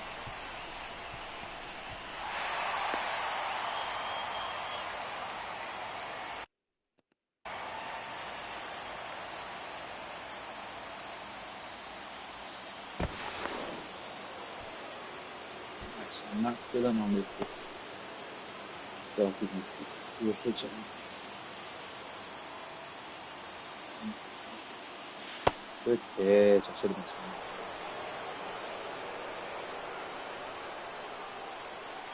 Steal.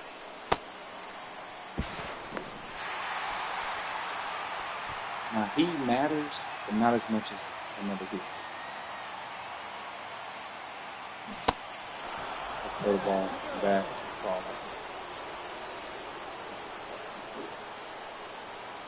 Now back. Whoever gets a base hit means to be pitching. If I get another base hit.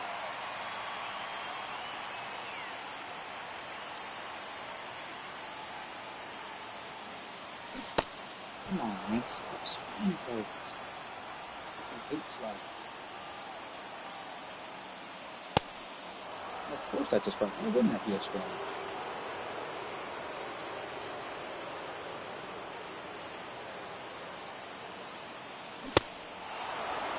I guess I wouldn't. Oh yeah, it was good. Obviously I wouldn't hit it. Of course you don't have a good swing time and hit the ball. That doesn't make any sense.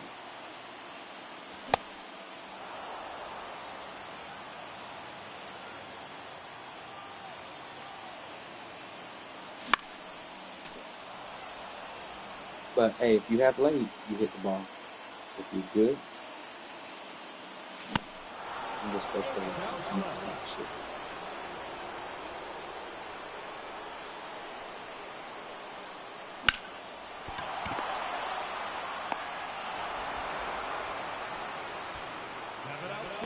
Come on, closer.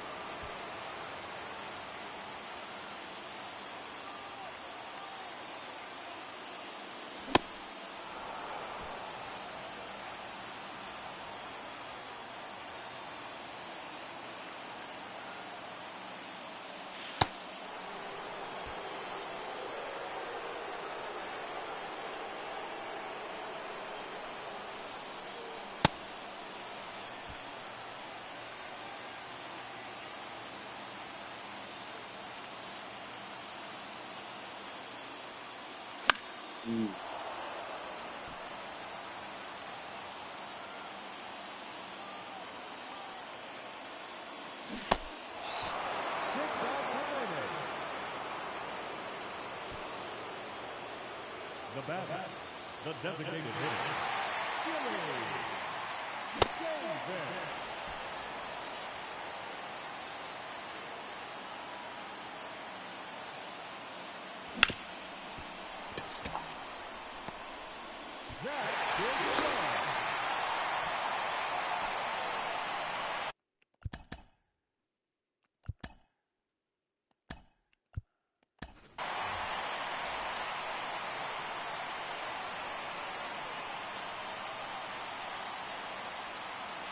Yeah, bitch. I'm not running. I'm watching you, dude.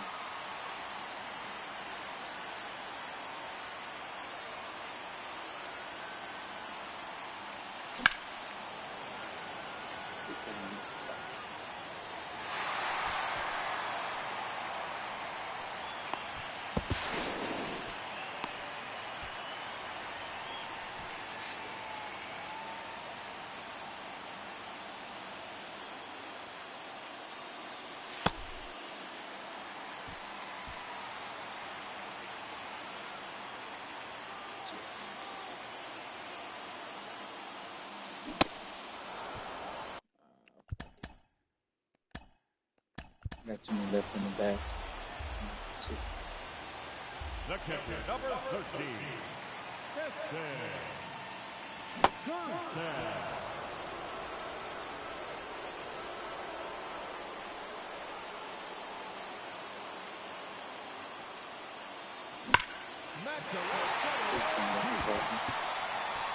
Let's fucking go.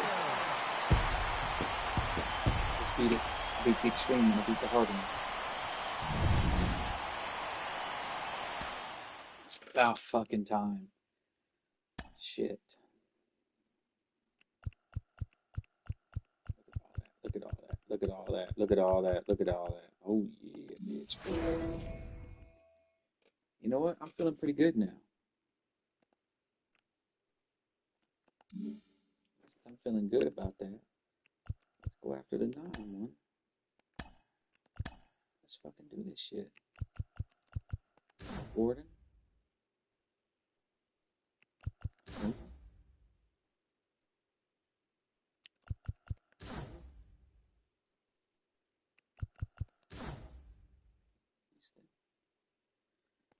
Ricky.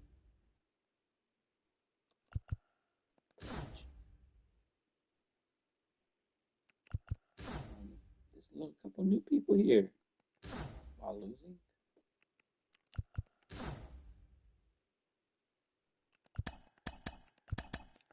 Now before I get going, I'm about to go pee right quick.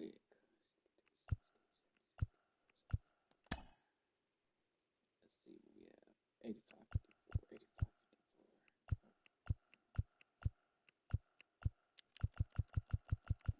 54. Let's go up here. I want Fukunaga back first. And I want Ricky up there too.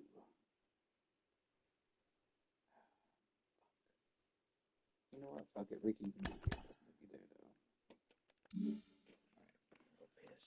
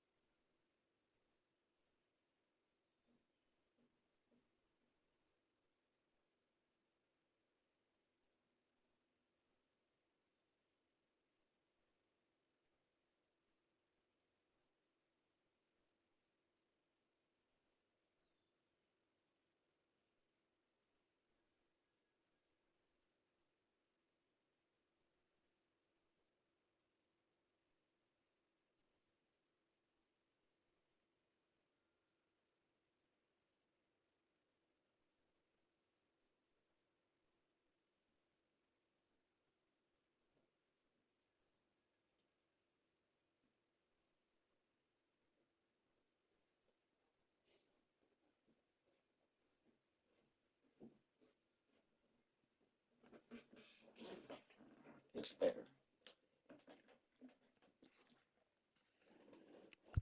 Let's go. Starting off with J.R. Richard, who's a hard one.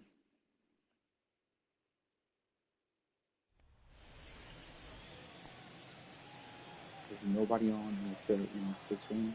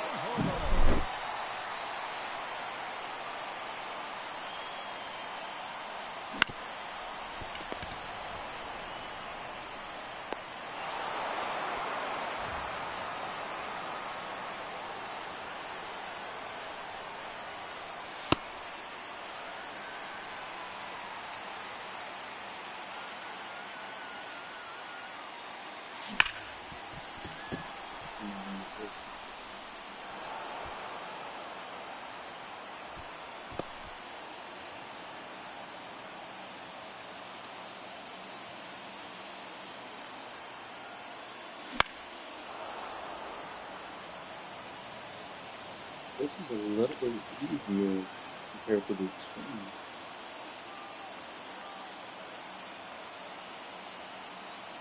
Steal, steal, steal.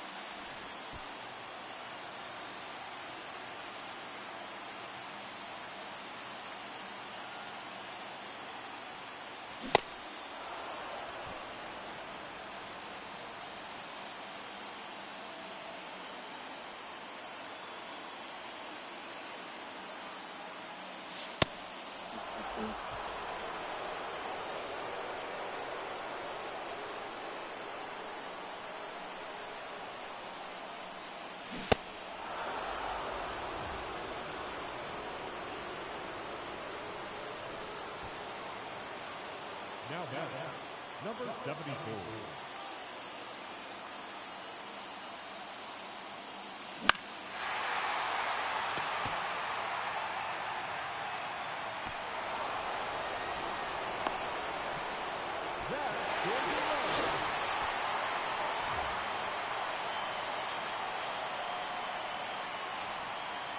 The batter, number 13, shortstop, Louis Conrad.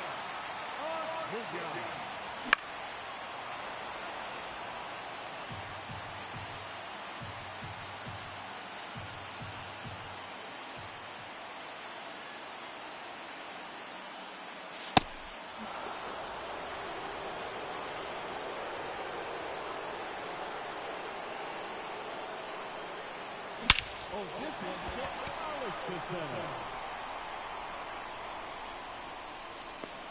Oh, not quite enough.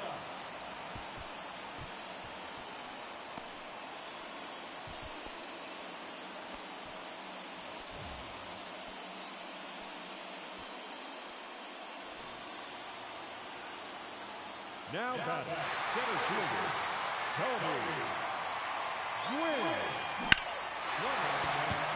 To the right.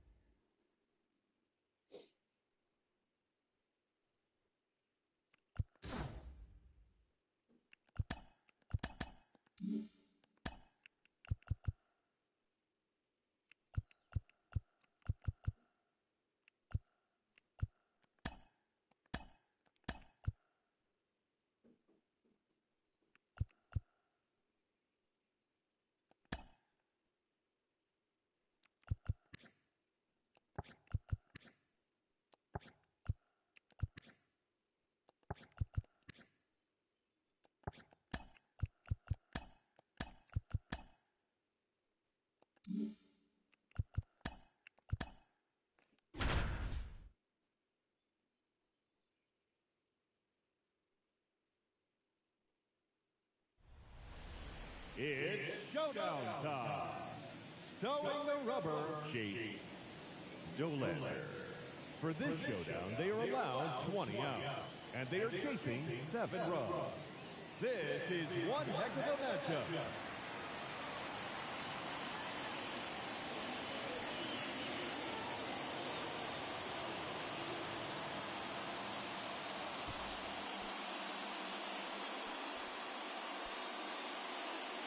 The batter, number 13, shortstop, Luis Angel Acuña.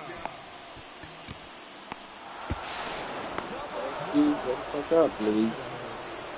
My fault, I wasn't paying attention.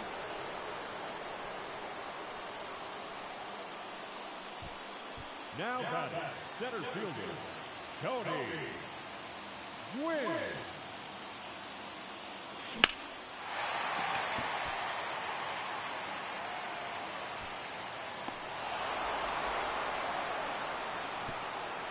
That's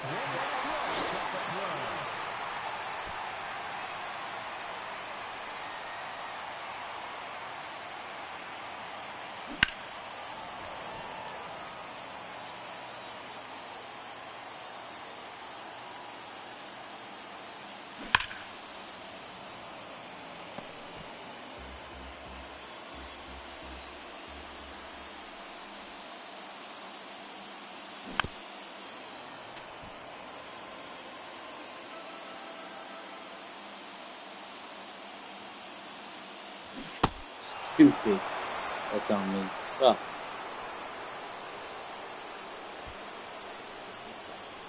the right fielder, number 13, Gerson.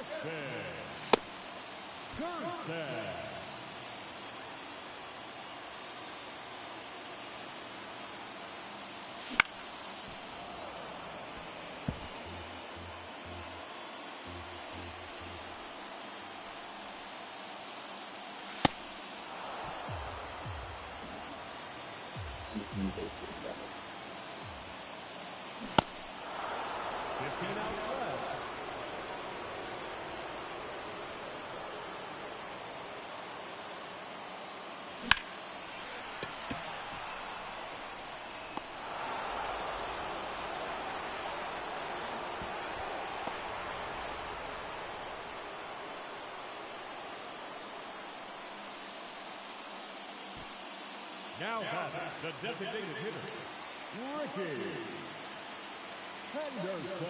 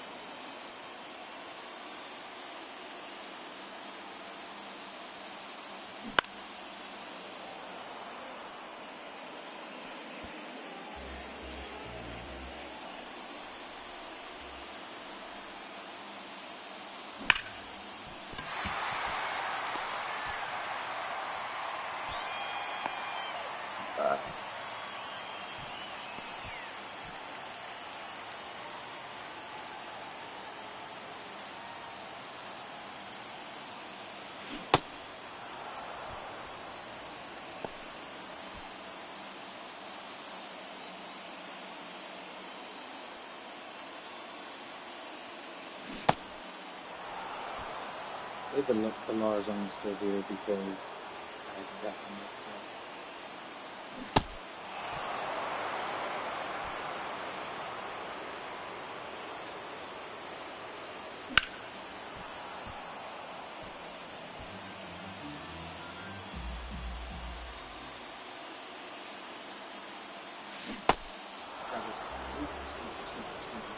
How much does it cost to pay attention?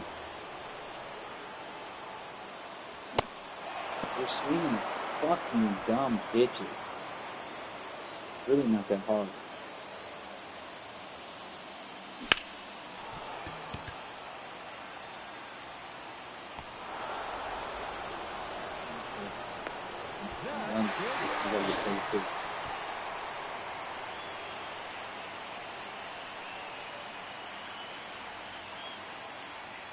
Now batting, center fielder, Tony Locking it up. Gwynn.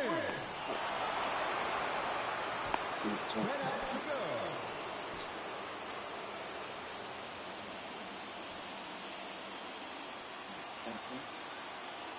The first baseman, number 55, Josh Bell.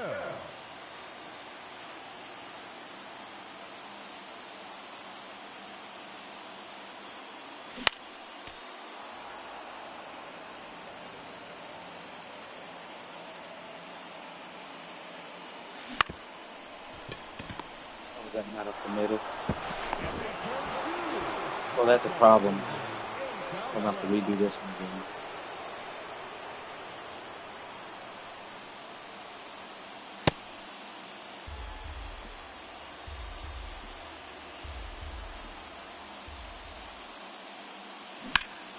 Only because I've swung at a lot of bad pitches this time.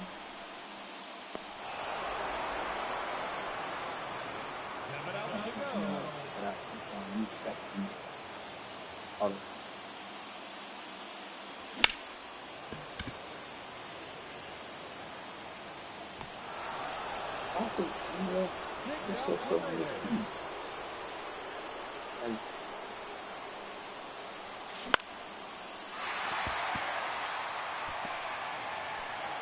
Mickey was a good addition. Fudge has gotten 2 hits, so. Runner! Hammer. Double play. And off to go.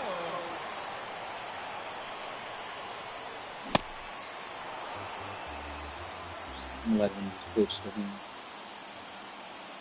Okay.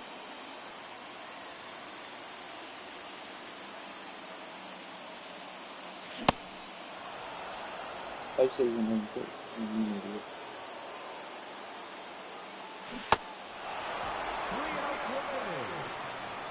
Two 3 outs remaining. I'm about to score 4. Now back. No Base left. hits. Chile. Base hit. Yeah.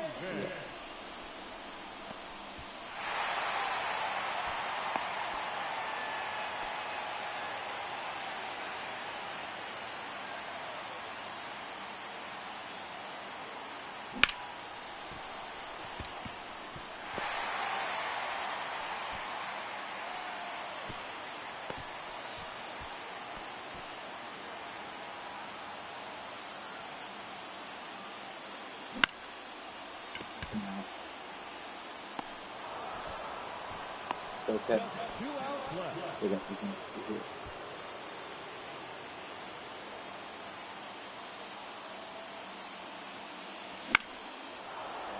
I don't want to come down from the final. I'm going to at least get 1 across.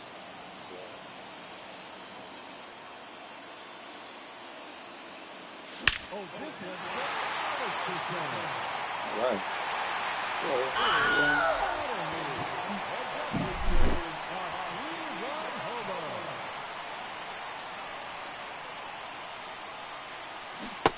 There we go. Get a base hit here.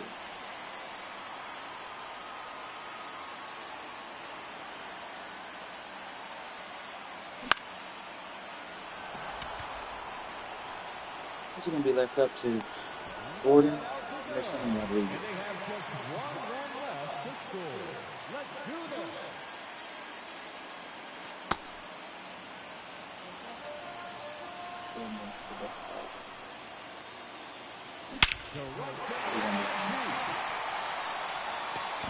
Yep.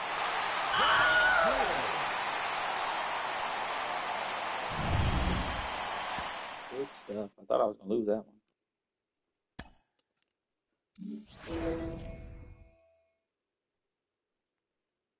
All right, let's see what's next. I like Drew Jones a lot. Jason, he's switch hitter.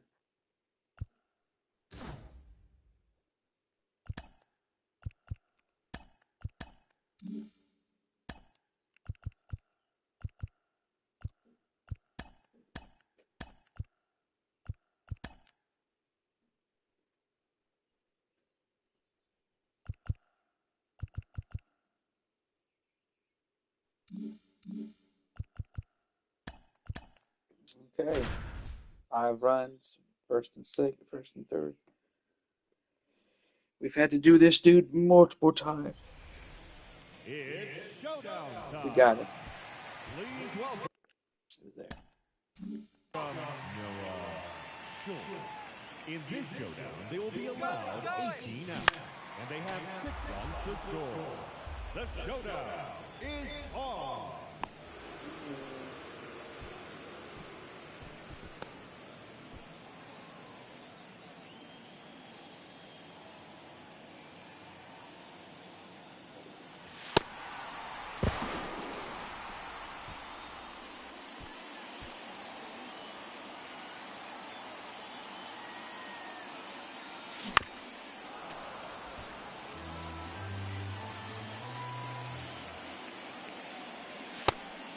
Ah, good pitch. That was a good pitch.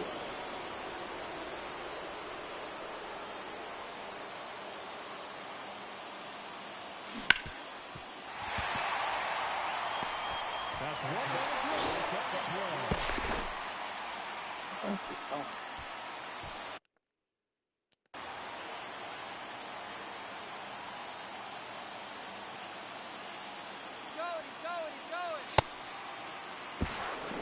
He's going. Throw it up there, you need to. That's a good run.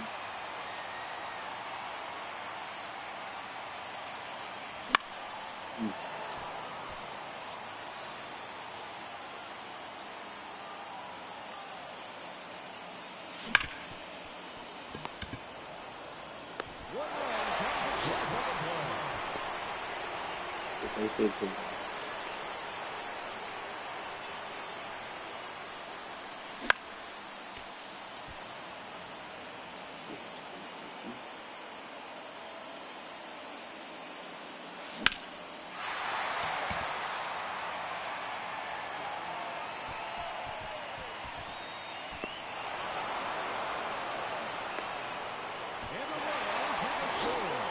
And 3 more runs, guys. We got this.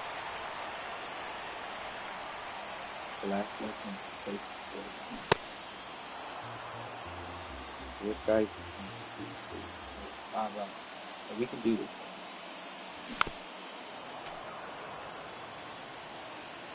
That's Powers. He's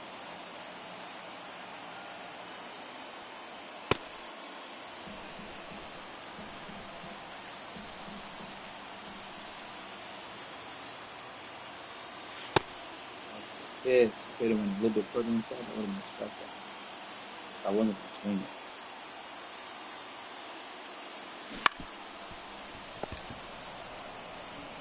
Slow pitch.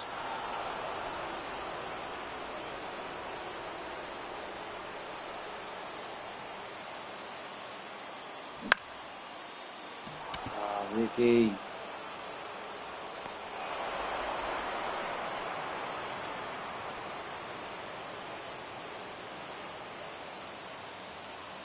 Oh God, that was the base hits. My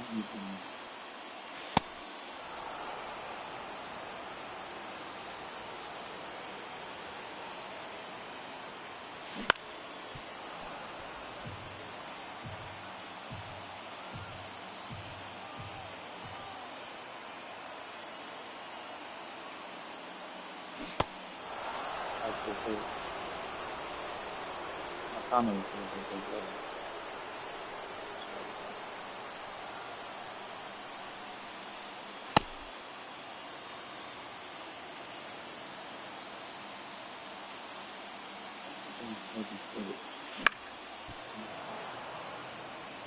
Face the left.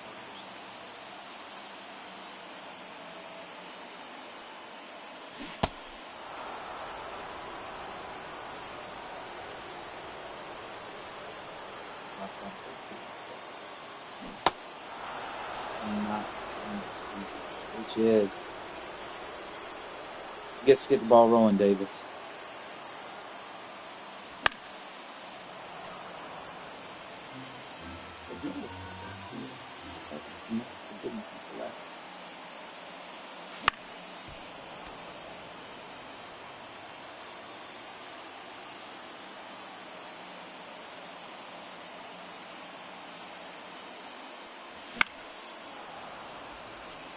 His fastball is not super fast. His slider's really good, but very rarely he throws it in the strikes.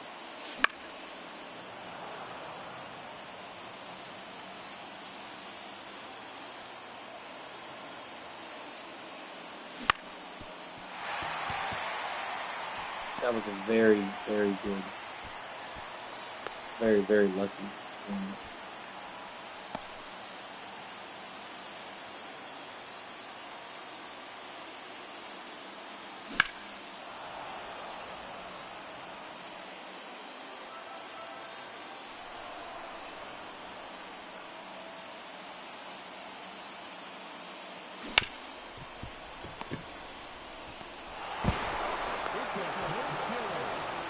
Should have been bunting him.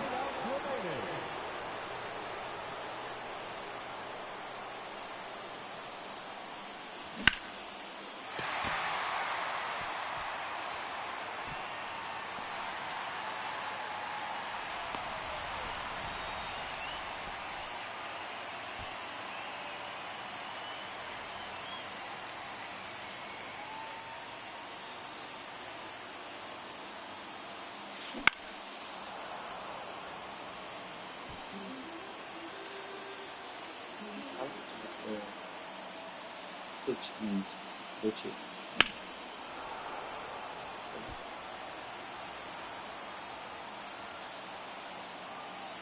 He's catch, but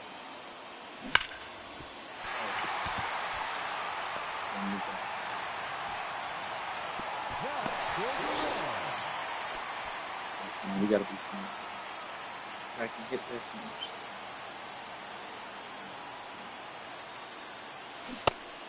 Nope, no, I didn't swing. Wow.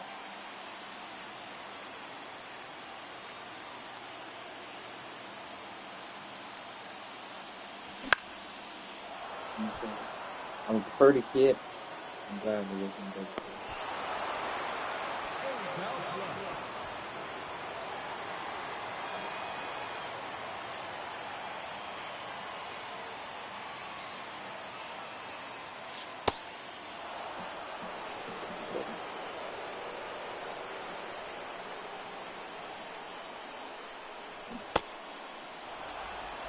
They say you can left and improve them all.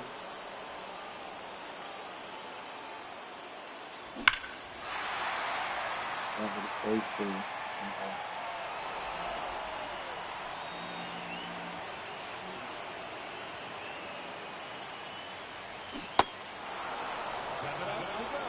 Over there. Come on, Ricky.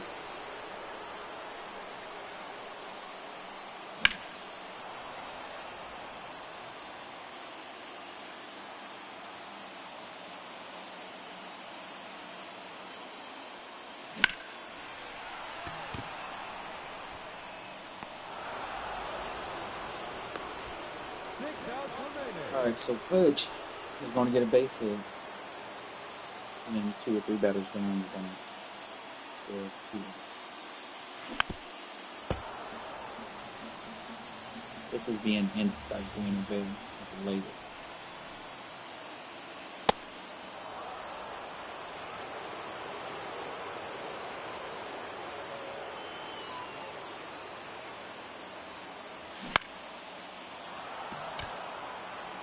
Pop-ups are hurting.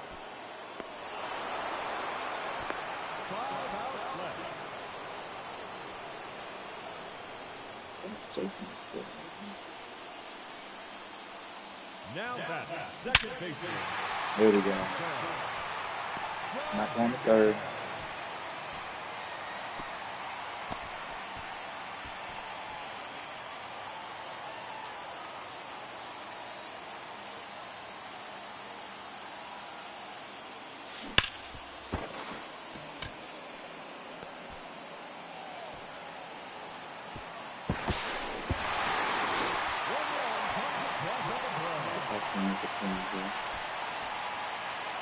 I was going to bump it.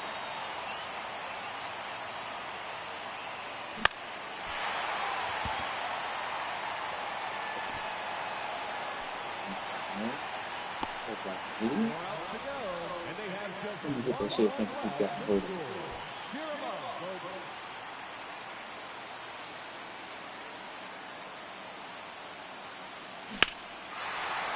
That one's trying to hold it.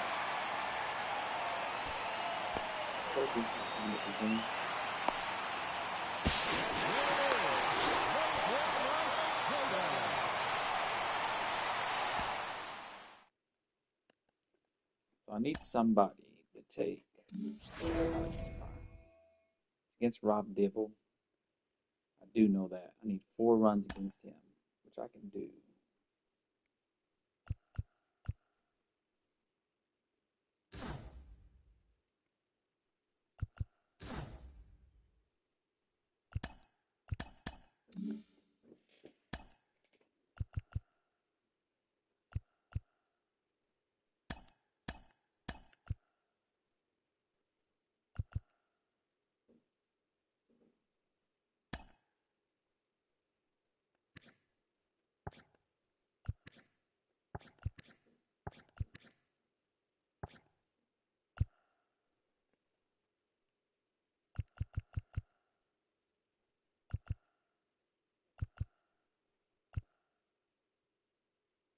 All right, I'm comfortable with this lineup.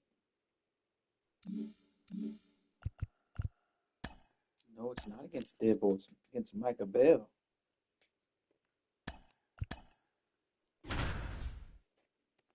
Who I had to score 1 run on in 9 outs. And I was able to do it by the It's showdown time. Here's our hurler, Nick Abel. For this showdown, they are allowed 20 outs, and they are chasing 4 runs. This is one heck of a JT's got a good arm, so I got to be careful.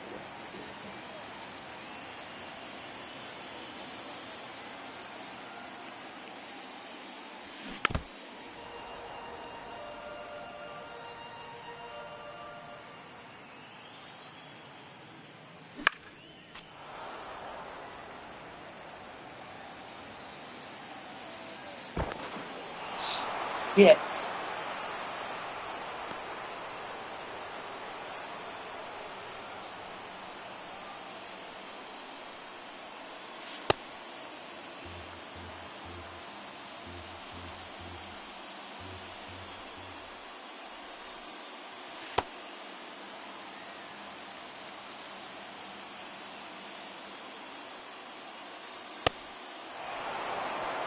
I gotta have 2 strikes. Oopsie. Yes. Check here and fix it.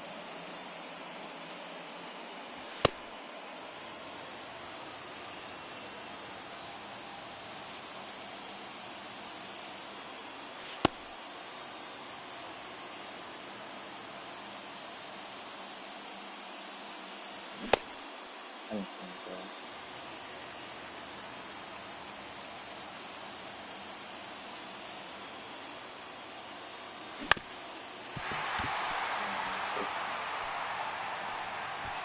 So the next guy's pretty. I think he's the one who hit the home run against him.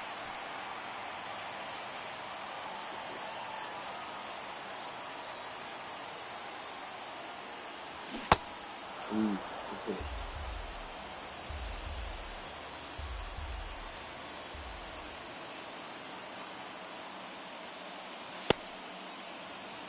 Fool me once and then you fool me twice.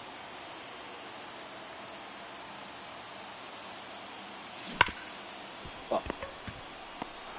That's something that I can't be doing right there. When I get one wrong, I just need to go ahead and open him out and get him moved. Now batting, third baseman, Manuel That's the coach. Rodriguez. Yeah.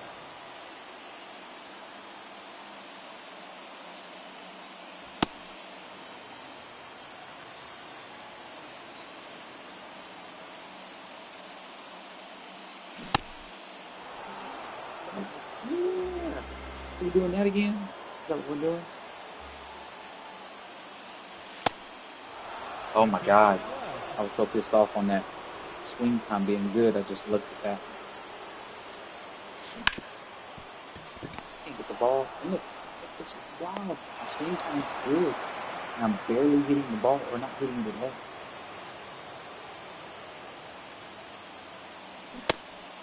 That was perfect timing. This is just early. I disagree.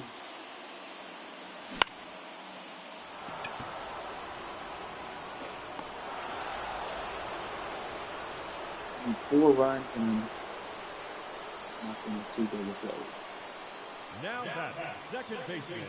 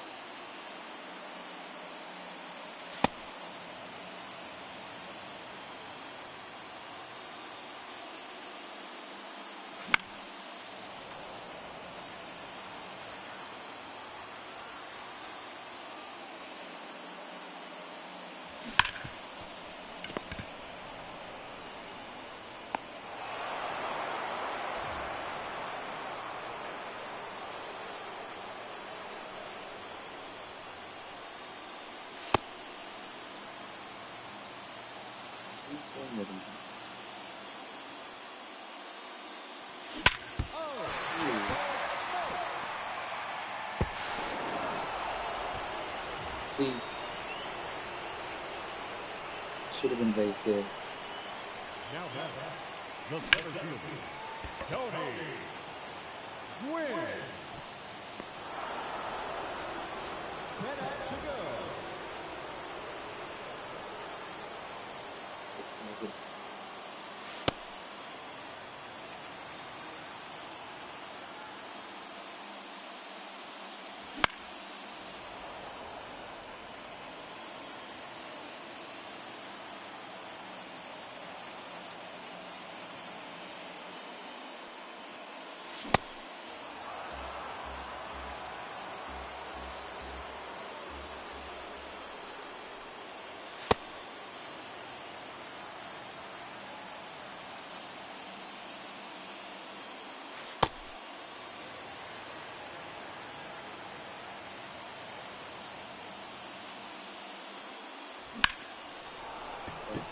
Get down, get down, get down, get down. 9 outs remaining. I'm gonna need 3 after this one.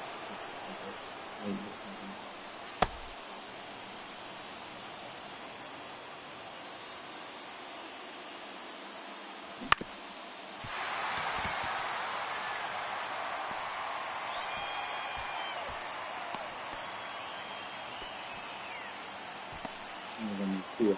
He's actually base hit too.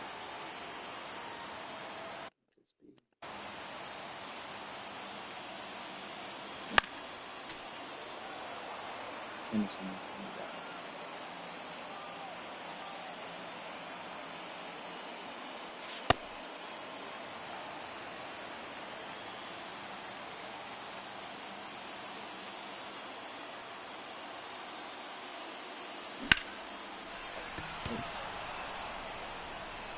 Henderson's going to get base hit. 8 outs left.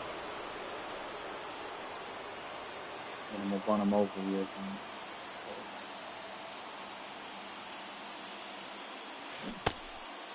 Good pitch.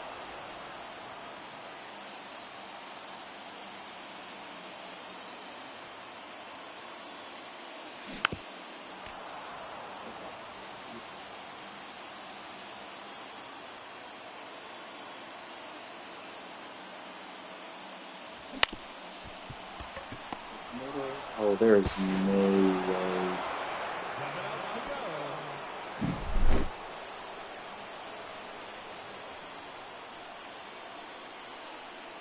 Now the catcher. Yeah, out of game. Taking the first pitch.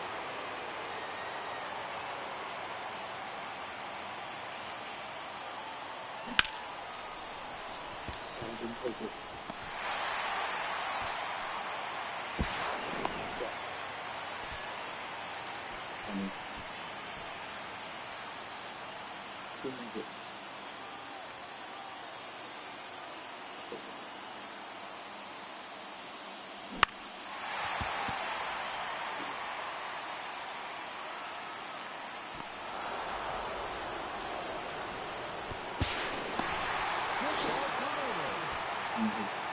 Philly, you got this. Get my base hit.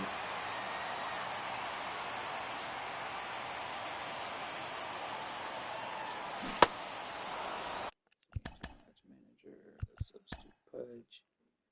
63, 76, 85.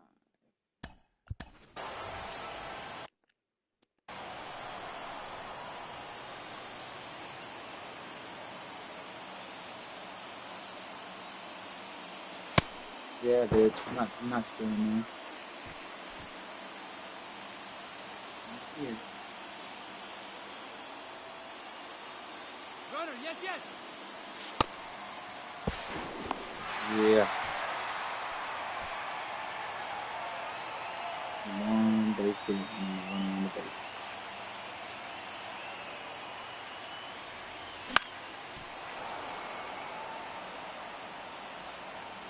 Then just bunt and make next attack.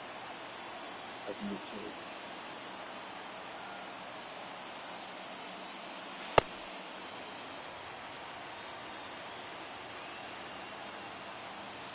Kierstad, remember, as far as it'll go, it's going to get past Kierstad.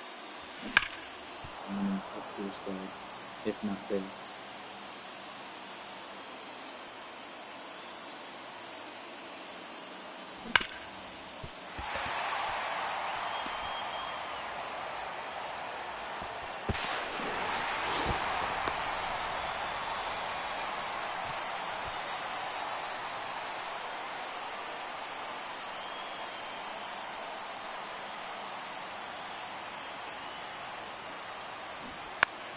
Ooh, horrible bunt.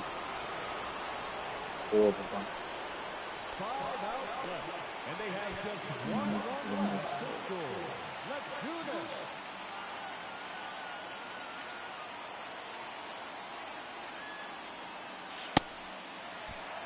Fast as Chili. Chili's a 70, so if I can get him the third, I can get him in.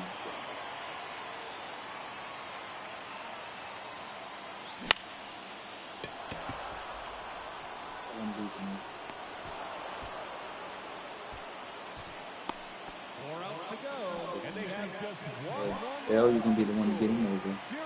And Chris gets spinning in.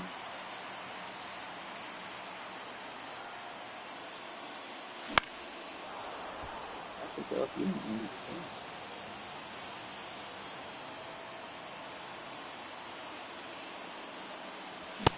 Oh my god.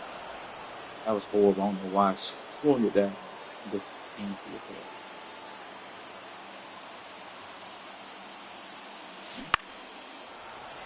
It's like that one too. I'm just swinging at everything.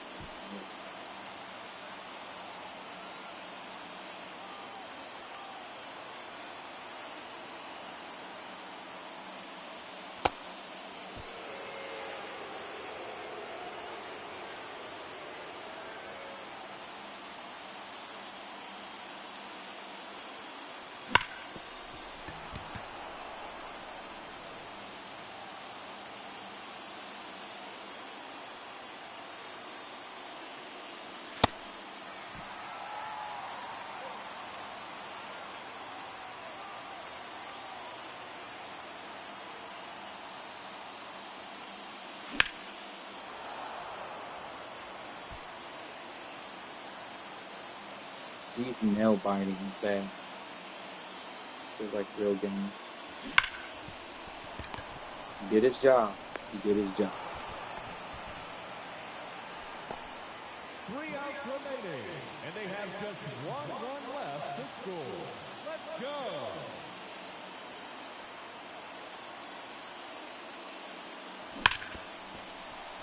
All game. So good. Now I'm going for showdown. Okay. So these picks right here. Prize picks. Okay, we got Seager, Seaman, and Carter.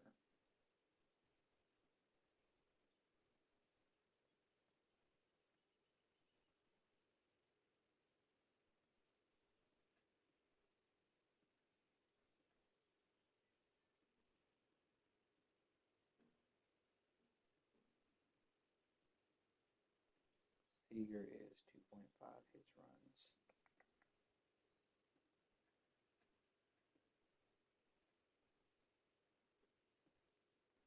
Seaman is 2.5, and Carter's, is that runs or RBIs?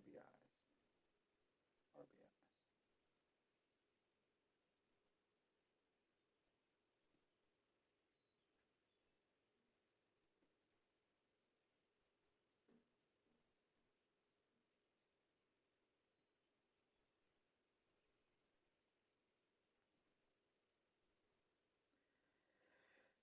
Alright, and who was the pitcher? Pitcher is Mize with the Tigers.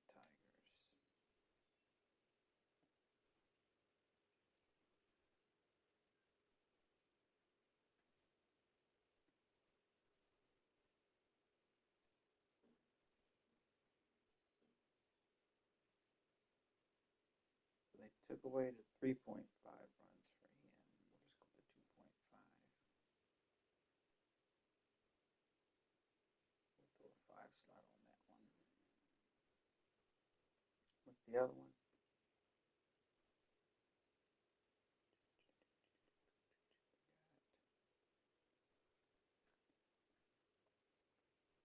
Josh Gray, 2.5.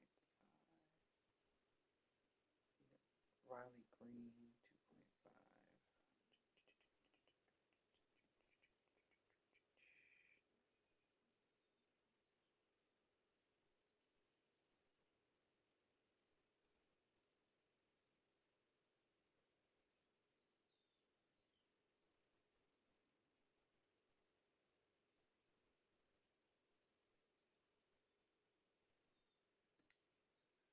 We got Torkelson, 2.5.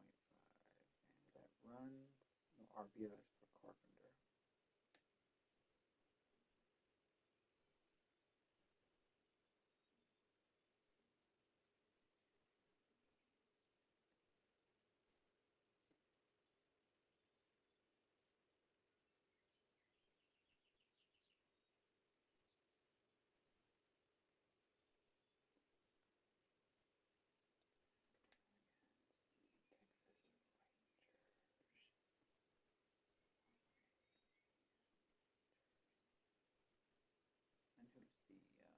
who's the John Gray, 2.5 earned runs.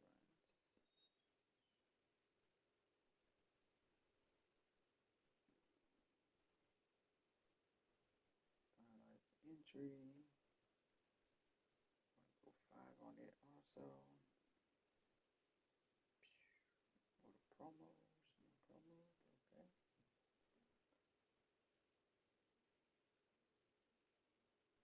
Let's go. All right. So I'm done with that now. Let's go ahead and open some packs since we knocked out 2 showdowns. So both of these are completed.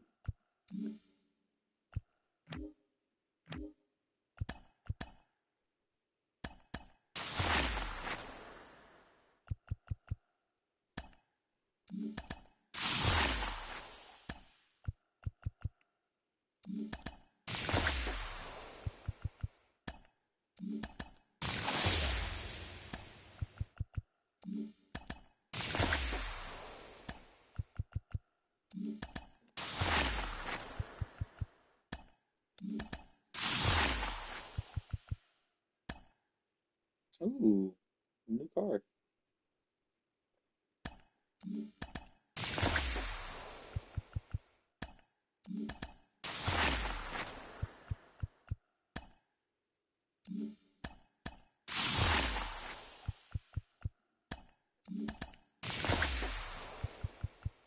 Where's this go? It's a new bat. Do I have it? Yeah. Damn it.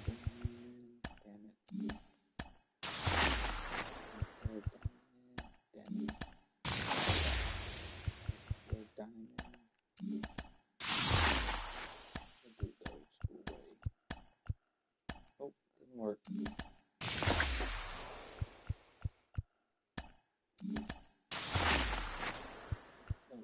No.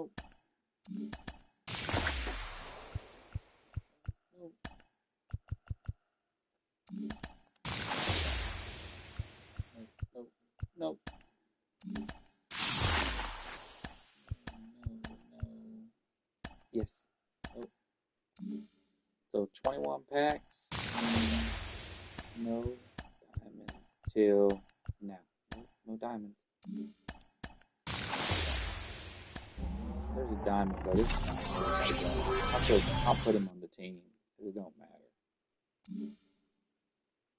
Add to the lineup. Because I'm done with the tops now stuff. So we're gonna add a couple things to the lineup. This my second baseman. He is.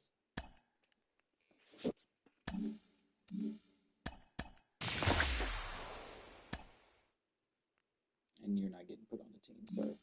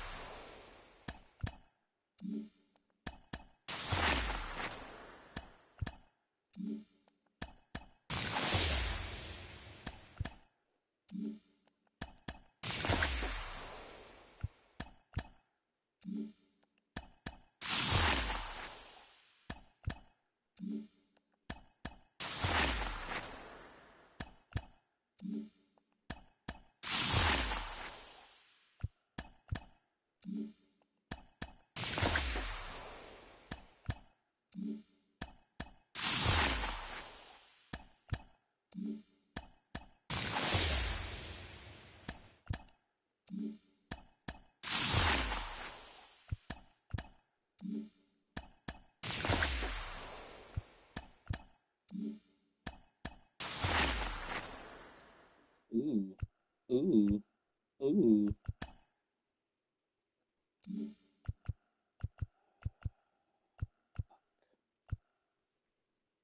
I'm gonna pick that.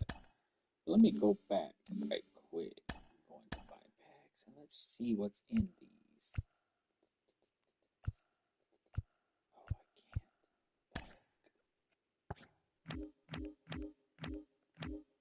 Low key want that Randy.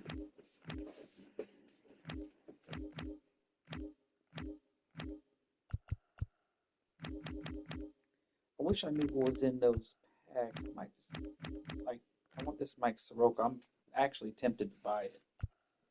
That's one of the few cards I'm tempted to buy.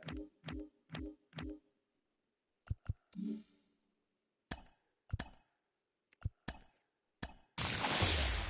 know what? I'll just get one of each.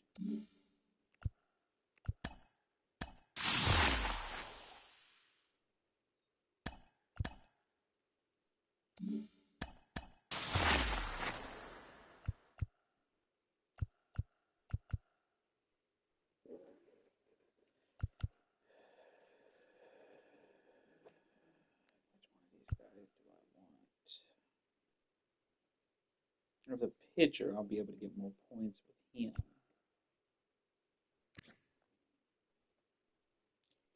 He's a left-hitting catcher.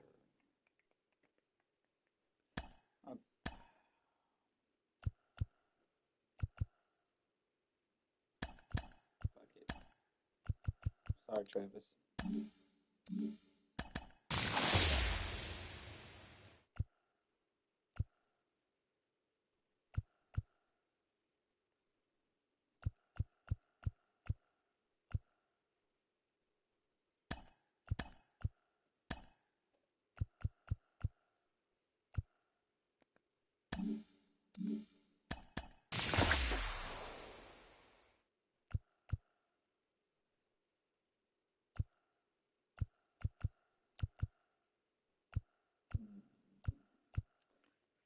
I like Jordan Lawler.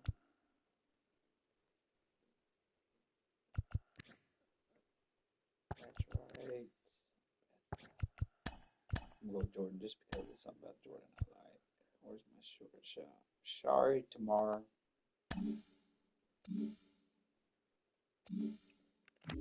Now, let's set our team up. I'm want to keep Cattell up there. Justice is taking over there.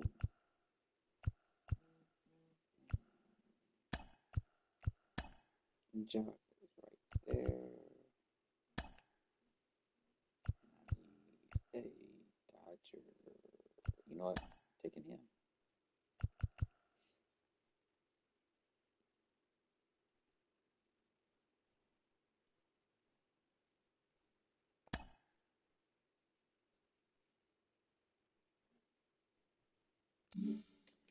You know, I'm gonna stick with these guys until I unlock more. Acuna.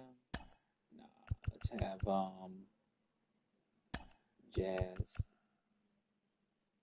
No, we'll have Cattell, and then Justice, then Griffey. Jordan. Let me see one more. There we go. I am left strong. Right-handers are fucked, but left-handers are gonna eat me up. No Diddy. You know what? And here he is. He's gonna be my new closer. Now we can start. No, let's not do that yet. Let's go to collection since I did collect some.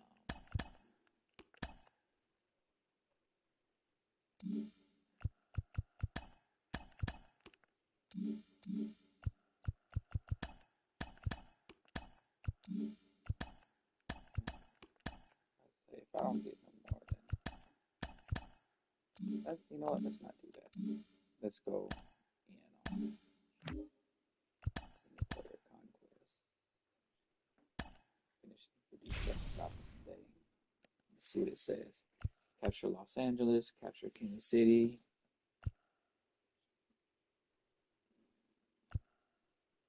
Okay. They don't say to do any of them quicker than the others. You know, I'm gonna go straight up the middle and take out Kansas City right quick.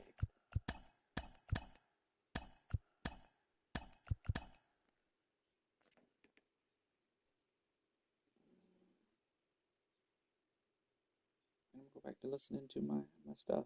I'm interested in other people's lives. I was an introvert by definition. Even though I didn't expect it, I was growing kind of fond of the app. After using it for a few weeks, I began taking more and more selfies. I think it was helping me not care too much about my appearance or what strangers thought of me. It was really helping me come out of my shell. I was having a good time. Okay, That all was set to go. until I made And here left-hander. is I should have Ronald known Acuna better. Jr. I was fooling around, checking out posts from those I follow. Swinging a Thinking foul of what over the I could screen and post back next. out of I play. came by a message at the top of my iPhone.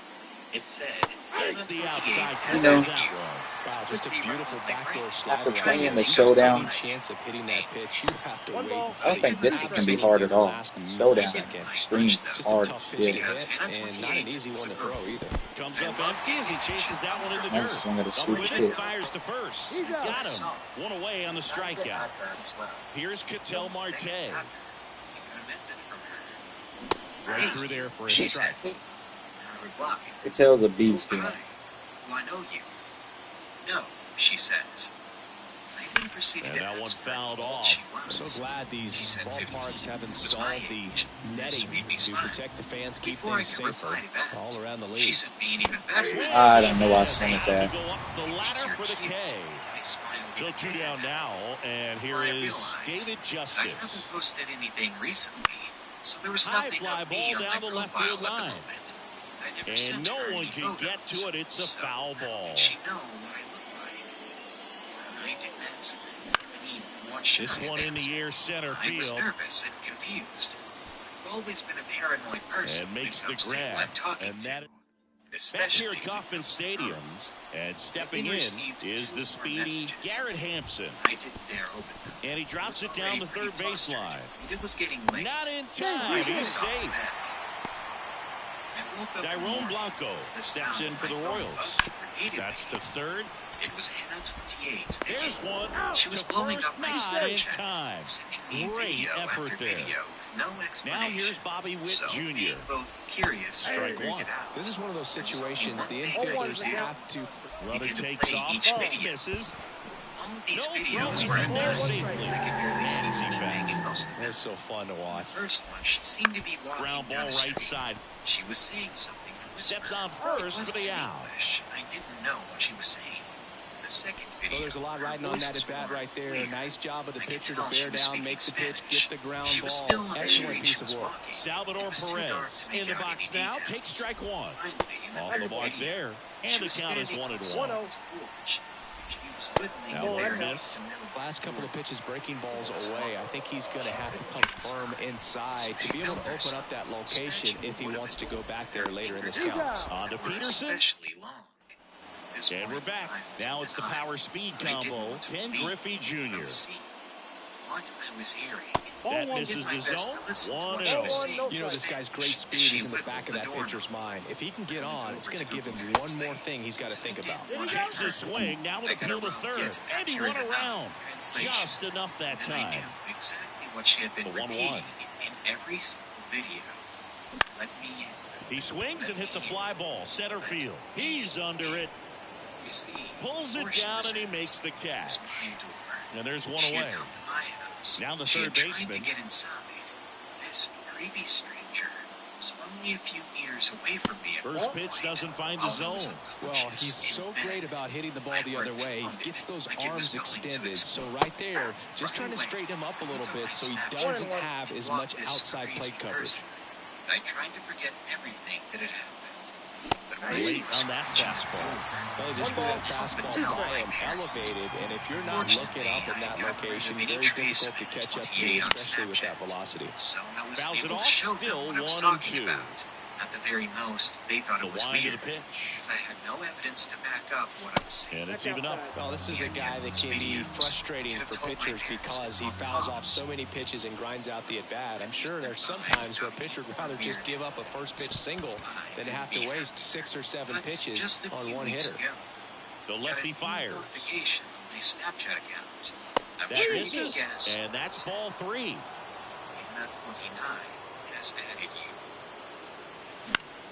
Fly ball down the line. My friend has always had experience. And that'll fall with for a straining base for hit. paranormal And after happenings grinding ever since through she that was at born. bat, he gets the So best this of kind it. of stuff Just a great isn't at-bat right uncommon there. for Saw a lot of her, but it's pitches. still I don't know pretty how he's scary. able to shoot that pitch the other One way day, and still my friend put had something friends on it. over That at her pitch was house. inside, I should and he mention let it it's a get big really deal because deep. they So don't like coming pretty over. incredible hands Because to the fight it house off and is still get unsettling good to wood them. on it. I can't say I blame them. Well, when they And got now the there, lefty they were having a good time. puts At it in one the point, air she out was doing towards a left silly center. Snapchat with her friends. Renfro Of course, snags that's it when on the things run. got weird. She decided to play back the video to Ethan's- watch it. She heard a deep voice in the playback say, Get out. After they heard that, Salas she and her will friends hit were so next. creeped out that they exited the house. She decided to go ahead and post it to her Snapchat. Bounding ball to see if here, anyone would listen rolls to it foul. and hear it as well. With the And go-ahead run apparently at they first. could. Here at the She top was of the glad she second. wasn't the only one. Just But missed. she was still having a panic attack about it. She must have been some miracle worker, because she convinced her Just friends to missed. stay and to just try to forget about it. And for a while it worked. And a Until they pitch. fell asleep. It And a didn't last 2-1 long hammered but before they foul. all shot up at the same Hitting the time. barrel to the ball. And they Just got to all work on began that to freak timing a little out bit. simultaneously. Once 2 they outs. calmed down and could actually breathe, Swing my and friend he asked popped it up if they had on his seen way it too, over. because Let's apparently go. Can't get there. And that moves the go-ahead run to scoring position with 2 gone. Left-hander out of the bullpen, Jake Brent. Get out. So 2 down, Jazz Chisholm Jr. now. Her mom to call the other friend's Out parents. in front with the They didn't swing, just and that stay is there strike any 1. longer. By 2 in the morning, they were gone. And her mom thankfully believed her stories, especially after she showed the video Wow. to her.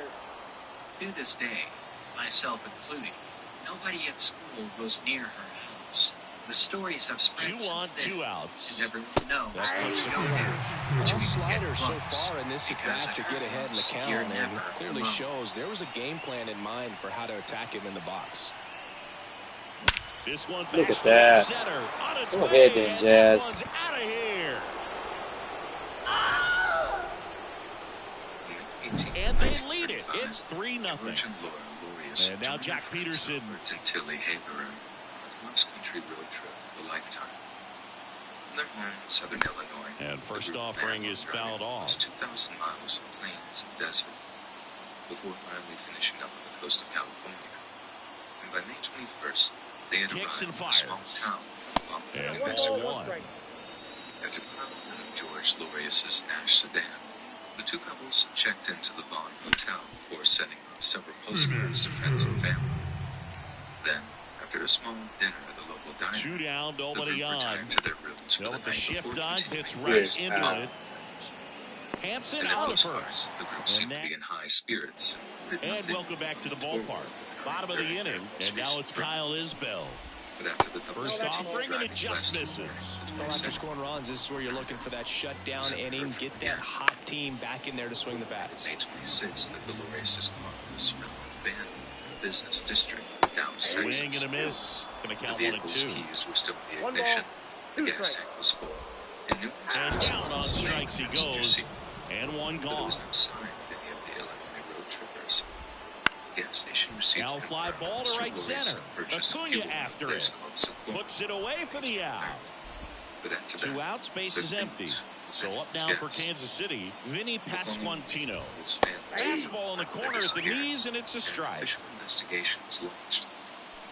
Police initially Next believed pitch that is the absence of outside. $400 worth of traveler's checks indicated that a violent robbery had taken place. In the air to left center. Investigators Marte soon should have it. discovered that the Fools car had been involved in the minor And that accident will end the inning. shortly after arriving. And We're back to start the third, and there's a since new the arm on the accident mound, could have Chris angered Stratton. someone to do Pretty harm to tight the road game, so they're trippers, looking for police quality began pitches out of them right questioning here. the witnesses Got to do his to best to the keep the score right where it Instead of is. describing the vehicle as Stratton containing measures two 6 feet middle-aged 2 couples, inches, witnesses stated 33 that years the old. occupant He was joined the team as a young free man agent. with dark-colored hair. Detectives managed to track the vehicle Big from swing and a the miss. accident to a small local repair shop. Mechanics changed the tire on the vehicle, completed other minor repairs, and whoever was driving Cut on and miss, struck him out. Still One chases away. Streaks pitches. Cattell Marte up to the plate. cash checks 3-pitch strikeout last time up. Got to put up And then more the of a fight in this Downs one. was where the Swings vehicle through was that found one for abandoned. strike All one. ones the count. The investigation briefly stalled until June 29th, when a report came in of a small desert bushfire on the outskirts One of out, base Albuquerque. is empty. The fire department arrived to discover a piece of burning luggage. Inside were the smoldering belongings of George and Laura. Next ball, offering two down in the strikes. dirt. With the man responsible for the couple's disappearance still actively disposing of their belongings, law enforcement rushed into action in the And hope that's that they outside. might still be recovered alive. The FBI headed up a multi-agency task force which searched rivers, lakes, mine shafts, And a wells, and pitch. numerous spots around the desert. Got him Yet swinging. despite the vast reach David of the well-staffed Justice, search the teams, next to hit, not a 0 trace for of 1 the with a missing fly was out to be to found. center. Unable to apprehend the suspect, detectives found themselves diverted to other investigations. The case. And first offering is fouled off. But as recently as 2010, the case files are still revisited by various state police officers, each hoping 2 for outs. a flash of inspiration. Out towards right center. That's well struck. Agent Mayor Rhodes. Ah, The case is the now officially dynamite. closed.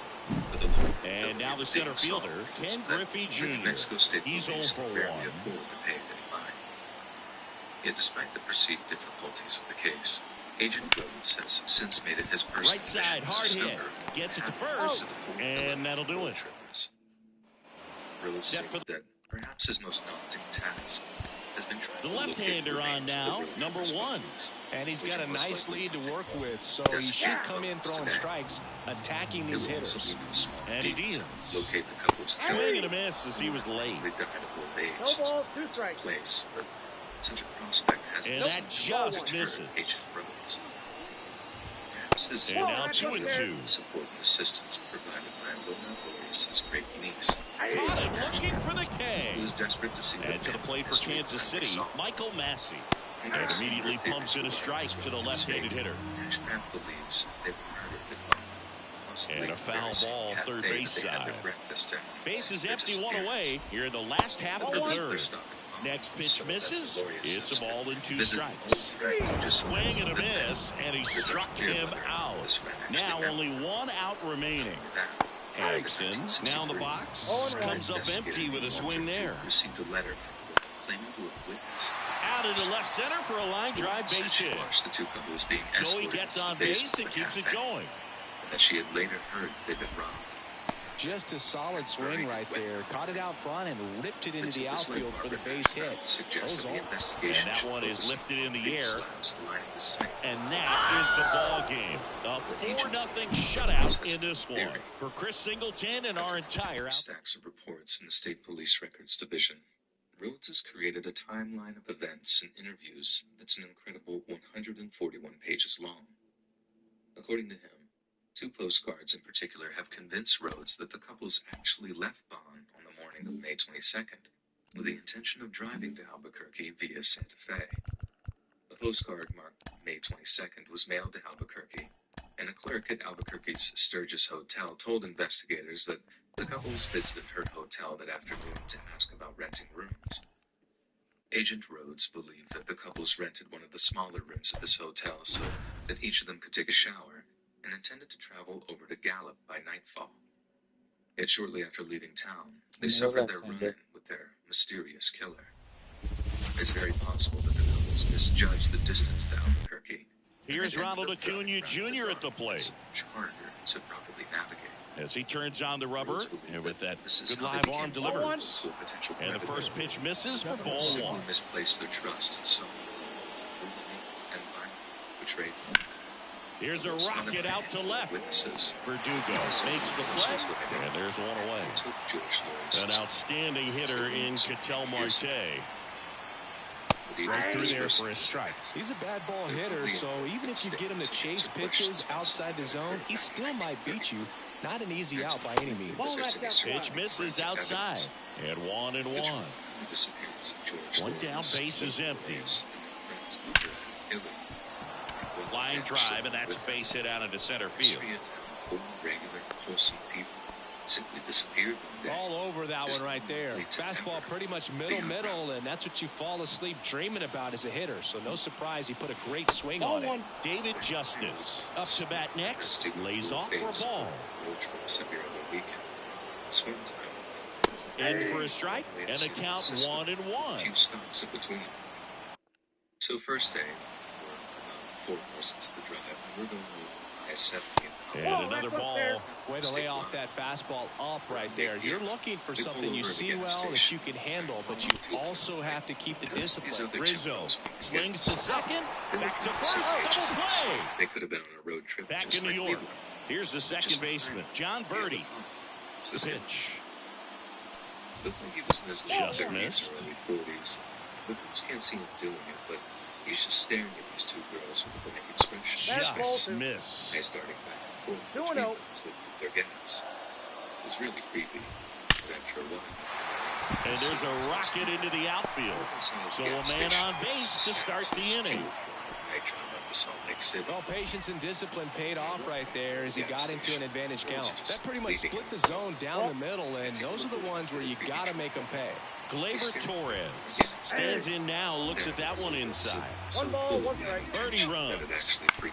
Bounce to the right side, and it finds its way through for a hit. The go-ahead run moves up to third. He's held there with nobody out. So runners at the corners, nobody out. Now it's Aaron Judge up to the plate. Here comes the pitch. And Judge spoils that one. Swinging a drive deep right field. That one's back there. Gone. Juan Soto.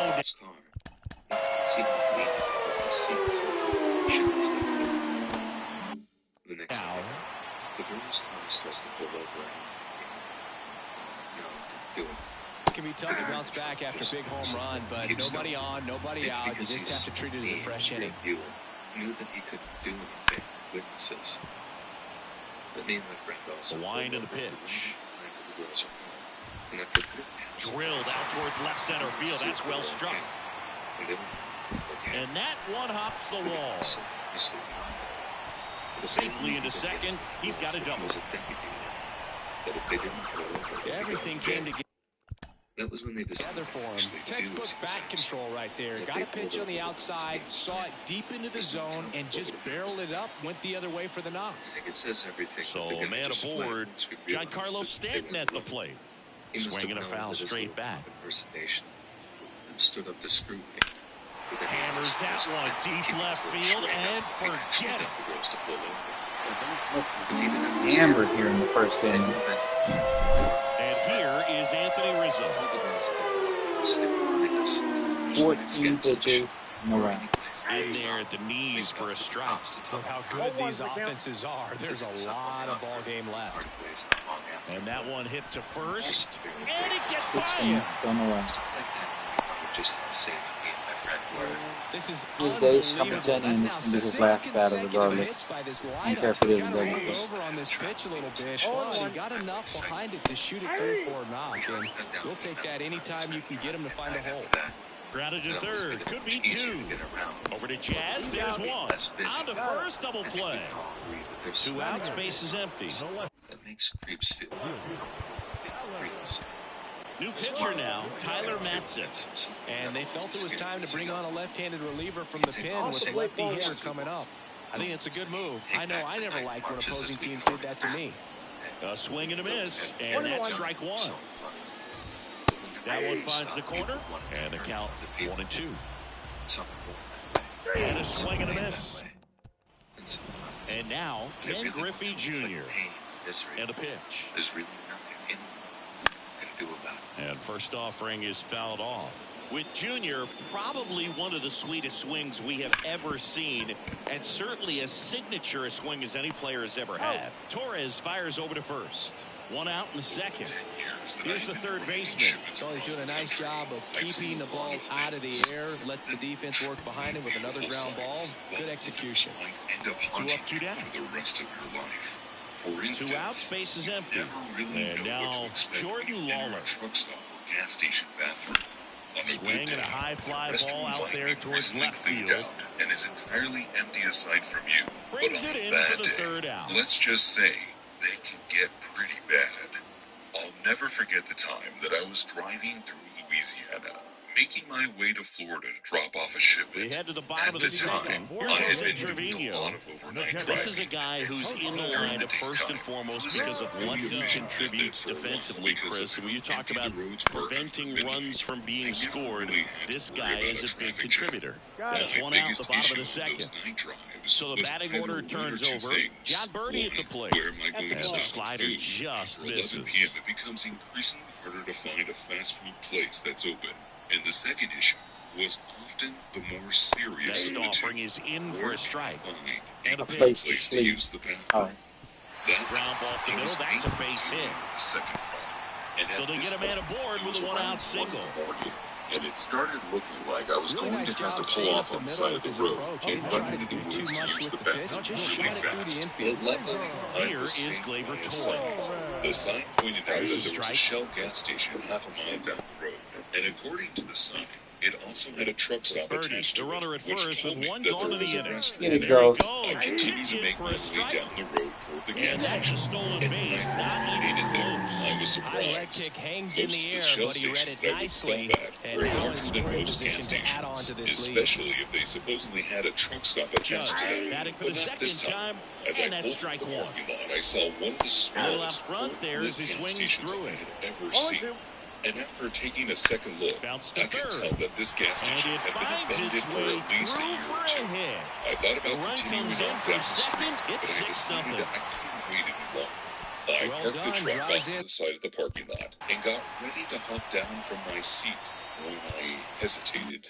Something The struck run. me Just as found a way odd to about slap this that ball gas down the station. third baseline. That's Aside from really the fact excellent that back it control. looked like And there it kind of was goes no back to all run those for drills miles. you see hitters There do was off the also tee this where it's placed in strange different spots. That was just nice. in the air. All One I run could do across was in the pray frame so that it far, wasn't bottom coming half from of the inning number 2. restaurants. I continued to get out of my truck and lock the door behind me as I made my way toward the gas Works away a station. little bit, And as I got closer and to the the runner building, stays I where kept he my is. eyes glued to the floor to make sure I didn't pitch. step in anything. That was Swing and a I miss. noticed a slimy We're back to start the third, and there's a new arm on the mound, Victor Gonzalez. Compared to some days, this is a pretty low leverage appearance for him, so he should be fairly free and easy out there. Still have to keep yourself sharp and attack the strike zone. It made my way around the back of the gas station in hopes that the restrooms were still unlocked. Swing When I got to the restroom door, Gonna really need to hang in there with that front side against this left-handed breaking ball. That was in front of the store. Once And again, another I ball. ignored it, though, and began to open the restroom door. That was when it hit me.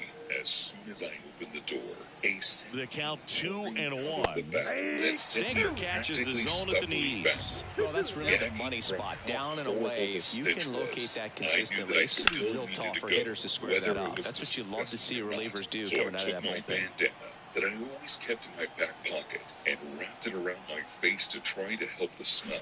I took a deep breath Got him before swinging opening for the the door strikeout. and trying to be as Leadoff quick as hitter gone in possible the with third. getting in and out of Now the it's the restroom. second And as baseman, soon as I Jazz stepped Chisholm inside, Jr. I realized what it was that I was smelling. Laying in the center of the bathroom floor Swings and was misses at the body first pitch. of a man who 0-1 appeared to have Gonzalez been dead measures for 6 quite feet some time. even, As soon as I 180 saw the pounds, body, and they went out and made a realized trade that for the him horrible last season. stench was the smell of a decomposing corpse. I Left-hand ran batter out of the waits. bathroom as fast as I And a could swing and and a began miss. throwing Now, there's up. a certain point where you I have to quickly made commit my to way what back you to my think you truck see, and began and calling you the guessed police wrong who right came there. and Nasty examined the slider body. with just After terrific giving bite at them the my end. statement, Got I him. was able to be And on they're my down way, to their last which was out. good because So I it's their couldn't last be chance late in this with my one. shipment. And Jack But as Peterson quick of an stands experience in. as that was, And that's I will outside. never And forget that's ball one. that horrible smell. When I first got into truck driving as a career, my father used to tell me about these stories about guys that he knew that used to drive big rigs. According to him, a lot of them used to have firearms with them in their trucks to keep them safe while they were on the road. Nowadays, though, at least for the company that I work for, you're not allowed to carry weapons in your truck because if someone Ground got ball, hurt, and this should you would do it. end up being the company that got Throw in to trouble. first. Ball That game. being said, And the I can Yankees understand take why this drivers one feel in a like they need blowout. something to 6-0. protect themselves. You never know what sort of situation you might find yourself in. I learned the hard way that you never know what to expect when it comes to being out on the road. It all went down when I was out delivering a shipment for a Kohl's distribution center that had me driving through Illinois. I found myself passing through the Chicago area, and by the time the traffic had dialed itself down a lot, it was probably around 9:30 at night when I found myself being rerouted by the truck's GPS. Apparently, a road had been closed up ahead, so I had to take a short detour. The GPS said that it was only supposed to tack on an extra 35 minutes to my trip, but along the way, things got really hairy. As I was making my way through the new route, I couldn't help but notice it was taking me through a residential neighborhood. Now, it was dark out, so I couldn't quite tell, but from the looks of things, it was like I was driving through a ghost town. Hardly any of the homes that I slowly passed by appeared to have anyone living in them. This will be my last game of the night of the day, In the guys. process of being And down the right demolished, fielder, for a Ronald minute, Acuna it was like Jr. there was no life around And me. here it comes. That changed the second I turned Swing and a miss. onto a different block. As he was Oh, out front wow, that today, I time. don't know what's Outside, but I could see a group of friends hanging out as Swings far through as that from one the out the front that houses. time. It was Now, that's nothing that too stroke out of right the there. ordinary. He threw it So I just extremely continued well. to drive. Talk about just a ton of However, breaks. So I tough would to get learn that that barrel those to. kids that I saw And hanging Acuna out retired. were actually the lookouts Here's Ketel for some of the Marte. local gang members in the area. I only found this out when I ended up filing a police report about what That happened one way next. outside, and that's As I ball one. continued driving, I started to notice what looked like taillights up ahead, which I assumed was just someone Smoked on the that had ground a stopped at an second. intersection. Tosses to However, first. as I They approached get the the out vehicle, on I Marte. began to notice some things Next that is the made me designated feel hitter, a bit David uneasy. Justice. I noticed that there were multiple men with their hoods up standing on a on line? either side of the street. No And trouble to here, make puts it away. matters worse, as soon as And I passed stepping in one of for the the cars Yankees, that had been John parked on Birdie. the side of the road, it pitch. started up and pulled out right behind me. I And was that one blocked in. upstairs. I brought the truck to a stop behind the car that was sitting at the intersection, and within a matter of Balls, no seconds, strikes the I had count. people at both of the doors of my truck. one of which was pointing a handgun of sorts through the driver's Swing and a miss. Right at Good my late head. sink on I that lifted my hands fastball. Out off of the the hand steering looks so wheel good, as and one then of the men by the began time to it gets to the order me hitting to zone, get out of hard the to truck. get barrel to I it. didn't question him Swings at all and misses and at began the pitch buckling off my the seatbelt plate. and hopping out of the vehicle as the man continued to point his gun at me. Swings through it, and that's a strikeout. And get into the Gleyber driver's seat. Torres up All to of the hit. vehicles, including my truck, pulled away from the scene, and I was left there surrounded by 5 men, One out, bases all empty. grasping their firearms tightly. I thought I was done for. I couldn't even begin to figure out a way for me to make it out of this situation. But to my surprise, they That took one my ripped. wallet and cell phone And then a base sent me hit. in the So a direction man that I of had work come now in. with one away. With every step away from them that I took, I Couldn't was have timed worried it up that I any might better hear the than sound that. of Everything was on gunshots. time and fluid in that swing. Got a pitch you could get the barrel on and lined it into center for the getting knock. Those into the always other feel cars good. that had been parked on the side of the swing road and a miss and then there. driving away. I made my way to the nearest police station to report the Connect on the incident, and curveball, honestly, struck him the out. officers didn't look surprised. I Juan guess Soto in the carjackings box are a now. normal No thing in balls and a that strike. area. All in all, they never found the And it's strike merchandise two. that was taken. But thankfully, No balls, I two managed strikes. not only to keep my life, Left but also field. my job. Marte moving under this one. Do you remember And that that is show, that. Ice Road Truckers? I used to love that show. Second inning, set to Especially go. as a driver Here's the center myself. fielder, Now, King I was Griffey never in a Jr. scenario where I had to drive my massive rig over a frozen Strike lake one. or anything like that. But I will tell you 0-1 right for now count. that an icy road can be a death trap for anyone in a truck. It only takes one Swing, but he slip, went too and you can far. end your 0-2. life or the life of somebody else.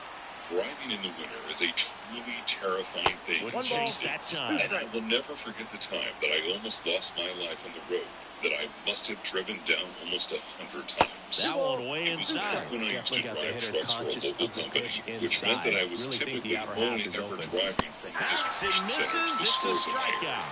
And it was a Now the great third gig. baseman. I mean, it's one of the few times as a trucker that I actually got to spend almost every Big night swing with my and a miss. family. It also meant that I 0-1. was driving the same route over and over again. And after a while, they sort of No became score like here in the second nature. second. That is until winter hit. This year was projected to be a particularly cold one. And almost every day there was warnings about black ice accumulating on the roadways. So I knew that now, more than any other time in the year, I had to be vigilant and pay attention to the street in front of One me. down, base That is being empty. said, you can do everything Swing right and a still miss. Struck end him up out. slipping. Couldn't hit the On the day of fastball my at the accident, knees. everything started out just fine. In I the knew air, roads right had the side. potential to Soto be gets bad, under so it. I made sure to prepare Brings myself it in. and drive a bit slower that- than usual, especially when I made it onto one of the main roads in our area known as Crawford Street.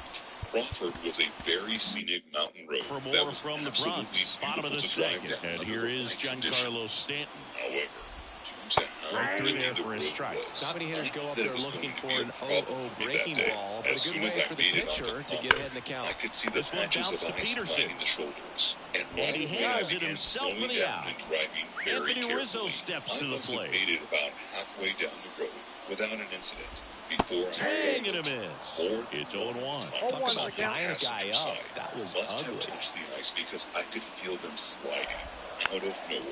I felt the steering All wheel begin tied to up, pull bottom to the half of right as inning I number continued 2. going down the road. I tried to correct it. But Swing that, and a coupled miss. with Struck more than him one of my out. tires being Pulled the unable string to on grip the the road, changeup. my truck began to fishtail. I tried not to panic, but there was And a foul nothing I ball. could do as I began barreling toward the guardrail on the side of the road, knowing full well that there was no way that I would Comes be up able to empty. stop That's my strike truck from two. going off the side of the hill. As soon as my truck broke through the rail, I felt Back it up pull the- to the oh, side that got as him. the trailer hooked to the back began to roll Safe at down the first, hill, and an taking infield the single cab keeps and the inning myself going. down with it. Substitution I had being been made at buckled in, first. and Coming the in as the hill pinch wasn't runner, too large, so the Oswald truck only Peraza. rolled about Ball, 1.5 back inside. times. Thankfully, my only At the injury belt came from the fires. shards of broken glass Just from all the missed. windows shattering Chris around. with that distraction It left me and a with speedy few guy at observations, first. but when the He's truck in a favorable finally came hitter's to a count. stop, Well, if I nothing was able to else, I unbuckle mean, this is myself a and great crawl out spot of the for a cab hitter to be before in. anything serious happened. Hammered, I and had this one looked could up be the extra section of the bases. guardrail that I had torn through Headed for the and plate. was simply happy to be alive. I would He never will forget score, the and they feeling take of the being lead. looked around 1-0. as the truck Puts a began run on the- rolling down the hill and driving through the wintry road. will be Now we see forever Raisel something Iglesias that out of puts the me on bullpen. edge. And that's a big potential run out there at second as he comes in trying to keep the deficit where it is. No. So the infielders, they got to be thinking about keeping the ball from getting by them into the outfield any way they can. That's to Unfortunately, I third. didn't know anyone where I was. I had no backup. Tosses to first. And that'll keep more runs from coming in inning. No. So coming into the game now on defense, Oswald Peraza. He's the new Yeah, I third should have bought my baseman. left hand because I'm about to take the lead. One-run game, and now the catcher comes up to hit. Ethan Salas. Counts 1-0. And the first offering is not close.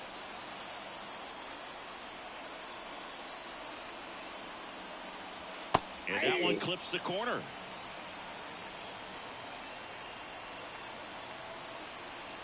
Looking to get the tying run on base. Fought off foul.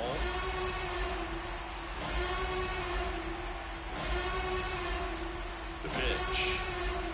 That one misses, and it's 2-2.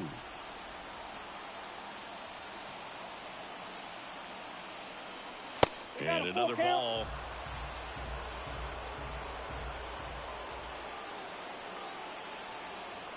And the righty deals. He walked in, and that will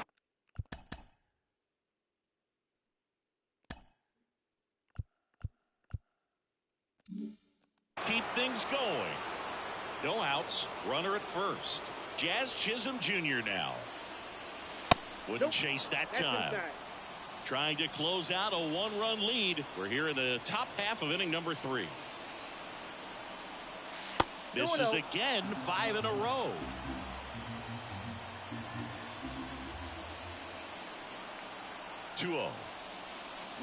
This one pulled down the line. It's hammered. This one hooking. It's got a chance. Foul.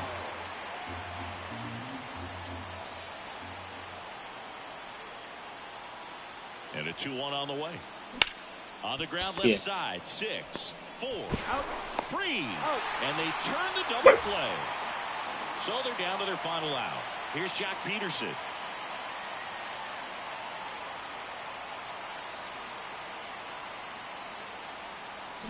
That one fouled off. Holmes, 31 years old, and he was a 9th-round draft pick back in 2011. That misses the zone. 1-1.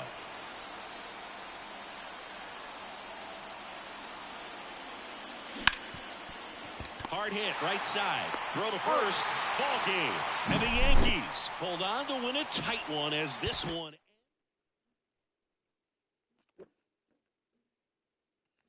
Oh, well.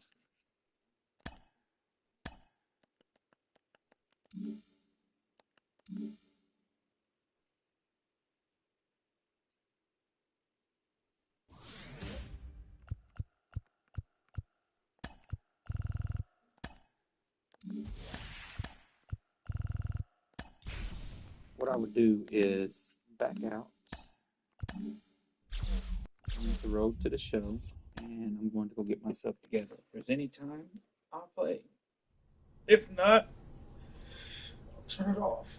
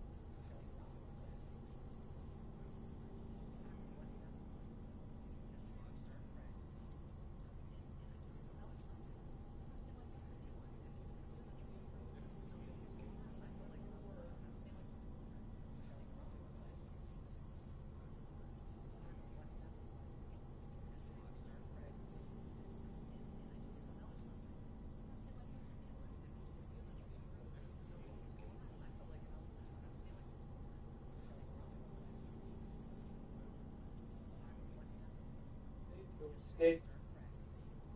Yeah, that front yard needs to be cut.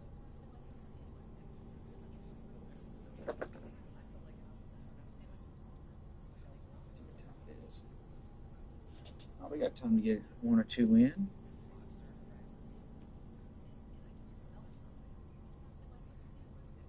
I left at my last place. As I slowly started to gather furniture, the place started to feel like a home. My cute little 1-bedroom studio apartment became my pride and joy. It didn't take long for my ex-boyfriend to find where I was, and I kid you not, he would drop off boxes full of my stuff and leave it on the front steps of the apartment building. A real classy boy, that one. The apartments I was living in on. If I can do this.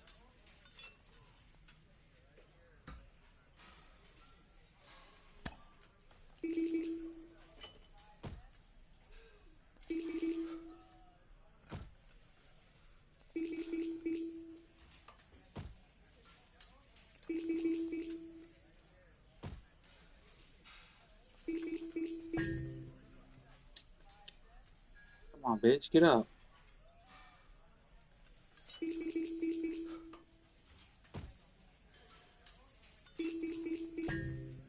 I did that. Come on, get up. Come on, come on, come on.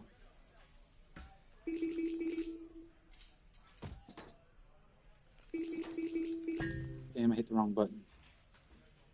Come on, being a bitch. You got this. Let's go. Yeah, that's all you're getting. I got one more in. Look at that.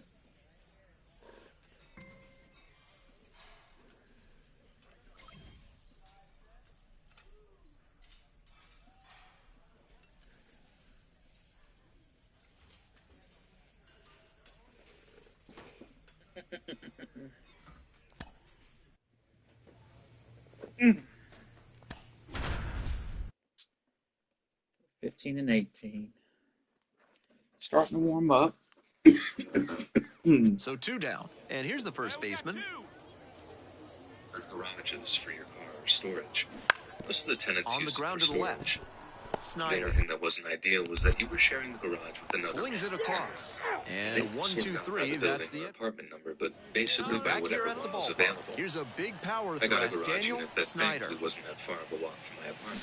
Swinging a miss, nice changeup. Now, his skills at the plate and in the field allowed him to excel in the amateur ranks. The question is, will that prowess translate to the professional level?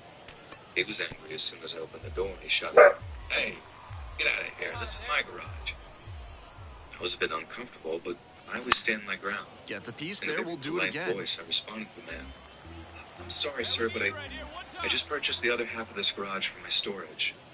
Sorry, but you have to Here's a share it." grounder up the middle. That one finds its The way man didn't through. like this. And a runner on He now. got up out of his chair and made his way to the door, and he started shouting, "Well, I don't think so." The man No literally started to fear grab with my 2 boxes and strikes. throw them Really back into good the apartment. approach at the dish. And with good As I speed stood on there, first, blown they have away some by the options about antics how of to this man, attack. he continued to complain. "I paid for this space. It's mine. Get your Hits crap out of over, there." and the runner breaks for second. And now they've To got him in a escalate this anymore, rundown. I went back to the office and told And the they woman tagged in the runner charge that for the the old out. devil wouldn't let me in the garage. She looked annoyed as if this had been a problem before, and she went down there and laid down the law with this older guy. They went back and forth, but ultimately it ended with the guy moving his stuff to his side of the line. Yes, there was a little line in the middle of the garage separating the 2 sides for each tenant. I brought my stuff in there Liner, as and that quickly as I should be could extra because I had bases. nothing to do with this Makes guy. the turn and digs for He second grumbled to base. himself the entire time, brought the stuff And over, beats just it. ignored Safe. him. He's already 2 for 2 with a Oblivious, I had single bad and a feeling double, about and myself. moseying right along to set up a chance at the cycle. And here's the plate, Isaiah Drake. Or sentimental to me in some way. One night early in the evening, I decided to go check That the one stuff, out to and I right. couldn't believe what I saw. The man sitting in his chair. No trouble here, back puts and it away forth for when the he out. went to my stomach. And there's one away. Just I started missed to that yell one a at the bit. guy, and he A responded, half-inch closer "This to the is my sweet scarf, spot, and little it lady." might have gotten down for a hit. And that's when I Now the noticed left that fielder, he had gone Pierre through all of Olivier my Boucher. boxes and thrown my belongings all over the garage. Clothes, paperwork, furniture, everything on my side. Now a was step thrown off all and over the caught place. between the bases. If you Here's the know, tag, and he he's out. became incredibly Now it's the hostile. second Said, baseman, Vinny "They Capra. touch your stuff. 2 outs and a runner in scoring position. I went back to the management of the apartments and told them everything. Bounce to the left side. The man. They went at Snyder. It again. The old man didn't like touching my stuff. There with plenty of time. Inning over. When he came into the No garage. runs. I didn't buy it. Neither did the manager. I believe she threatened to evict the guy and told him that he could no longer have access to the garage. This one He had popped 2 up. days to get all of his belongings Under out of this there. one. The man was upset and screaming. Brings it in for the Felt third bad out. for him until I remembered So all my stuff on the ground. We head back to the top of the lineup. Here's the third baseman, I could number hear him 29. screaming all the way through the parking lot. When he was gone, I closed the door and started to pick up my Out to belongings. short. Curiosity got the better of me, and I started to glance at the The side. inning is over, and it could have been worse. So they interesting stuff when I stopped to look at his 2 side. outs, runner on Just first junk and base. clutter, but And next, the really cleanup hitter, unbelievable Daniel antiques. Snyder. He had stuff from old wars, old movie posters, books, and anything cool you can think of. It was like a vault of treasure. I continued And to that put one my stuff fouled off. away, and that's when I noticed my scarf. He was right. The scarf he was wearing was, in fact, his scarf. I felt horrible. Thought I owed the guy an apology. I even decided to Hits myself this one to that fairly if I don't deep see him center within the next field. 2 days, I'll tell the manager that Makes he the can catch, store his stuff and in my that'll do it. garage. I just don't want him in there unless I'm there. One runner What's up? left on base. Can't cut into the I woke up 8-6. to the sound of sirens The outside. first baseman getting ready to hit. My balcony. Hall See that takes the his lead at sirens first were with outside nobody the out. garage. I ran down there. Ground ball left side. Could be 2. Snyder. Hey, I appreciate The throw you to second. joining me Relay to and first, watching. double play. Usually I do Diamond Dynasty. Daniel Snyder digs in now. Right before I go to work, I decided to do some of my road to the show. Center field. Gets under it. Pulls it down.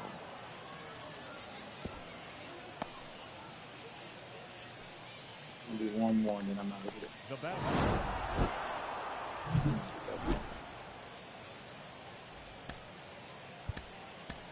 Here now our final line score. First I gotta be smarter with running power swing. Usually I just hit edge. Now at the dish, Daniel Snyder. He has simply been dominating pitchers at this level and looks to be a prime candidate for a promotion very soon. Sharp grounder, that's So through let's see, for man. another. This I know, man. Throw in holds the lead runner at second. 2 on now with 2 Oh, away. okay, so circle is when it says Here's the contact, center man, you fielder, gotta hit Isaiah Drake. Hey, nice and patient. Get your pitch. something. 2 yards. So he's in strike. Now here's the 0-2. He's going. He's going. Swings and lines a base hit into left field. Headed for the plate. The relay. And that's the end of the inning. Well, it makes sense. Can right there. Square it up. About to bring it home. Hit home in here.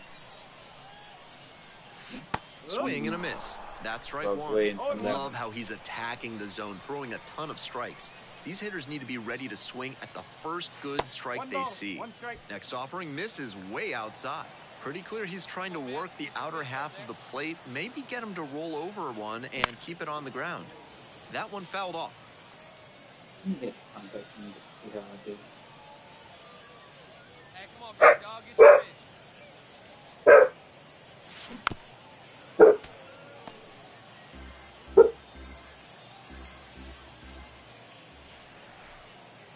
Now the 1-2 pitch. Runner on the move. Pitch misses inside. Throw to second and out. That ends the inning. Get your pitch. Drive it right here. Hard hit, right side. Gathers and throws to first. 1 up, 1 down. We're back here at the ballpark. Here's the second baseman, Vinny Capra. Swing, ground ball out to short. Snyder. Fires over to first. 1 away here in the 5th. 1 down. Here's the left fielder, Terrence Dawson. Out to short. On the run, sends it over to first. It's there, and that's a great play. Let's go now. One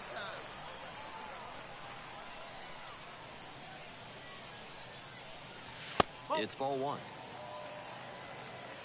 Hey, let her rip right here.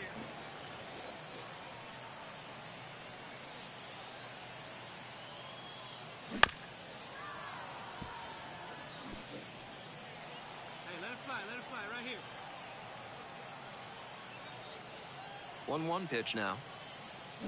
Swing and a miss out front that time. A little inside conscious now, and maybe the pitcher will target the outer half of the plate. And there's a ball. 2-2. Come on, big guy. One time. Here you go. And he grounds this back up the middle. Dive. Got it. Throw from the knees. Oh, nice play. Had to dive just to stop it, then gathered it in. So a runner at third and 2 outs. Daniel Snyder will hit next.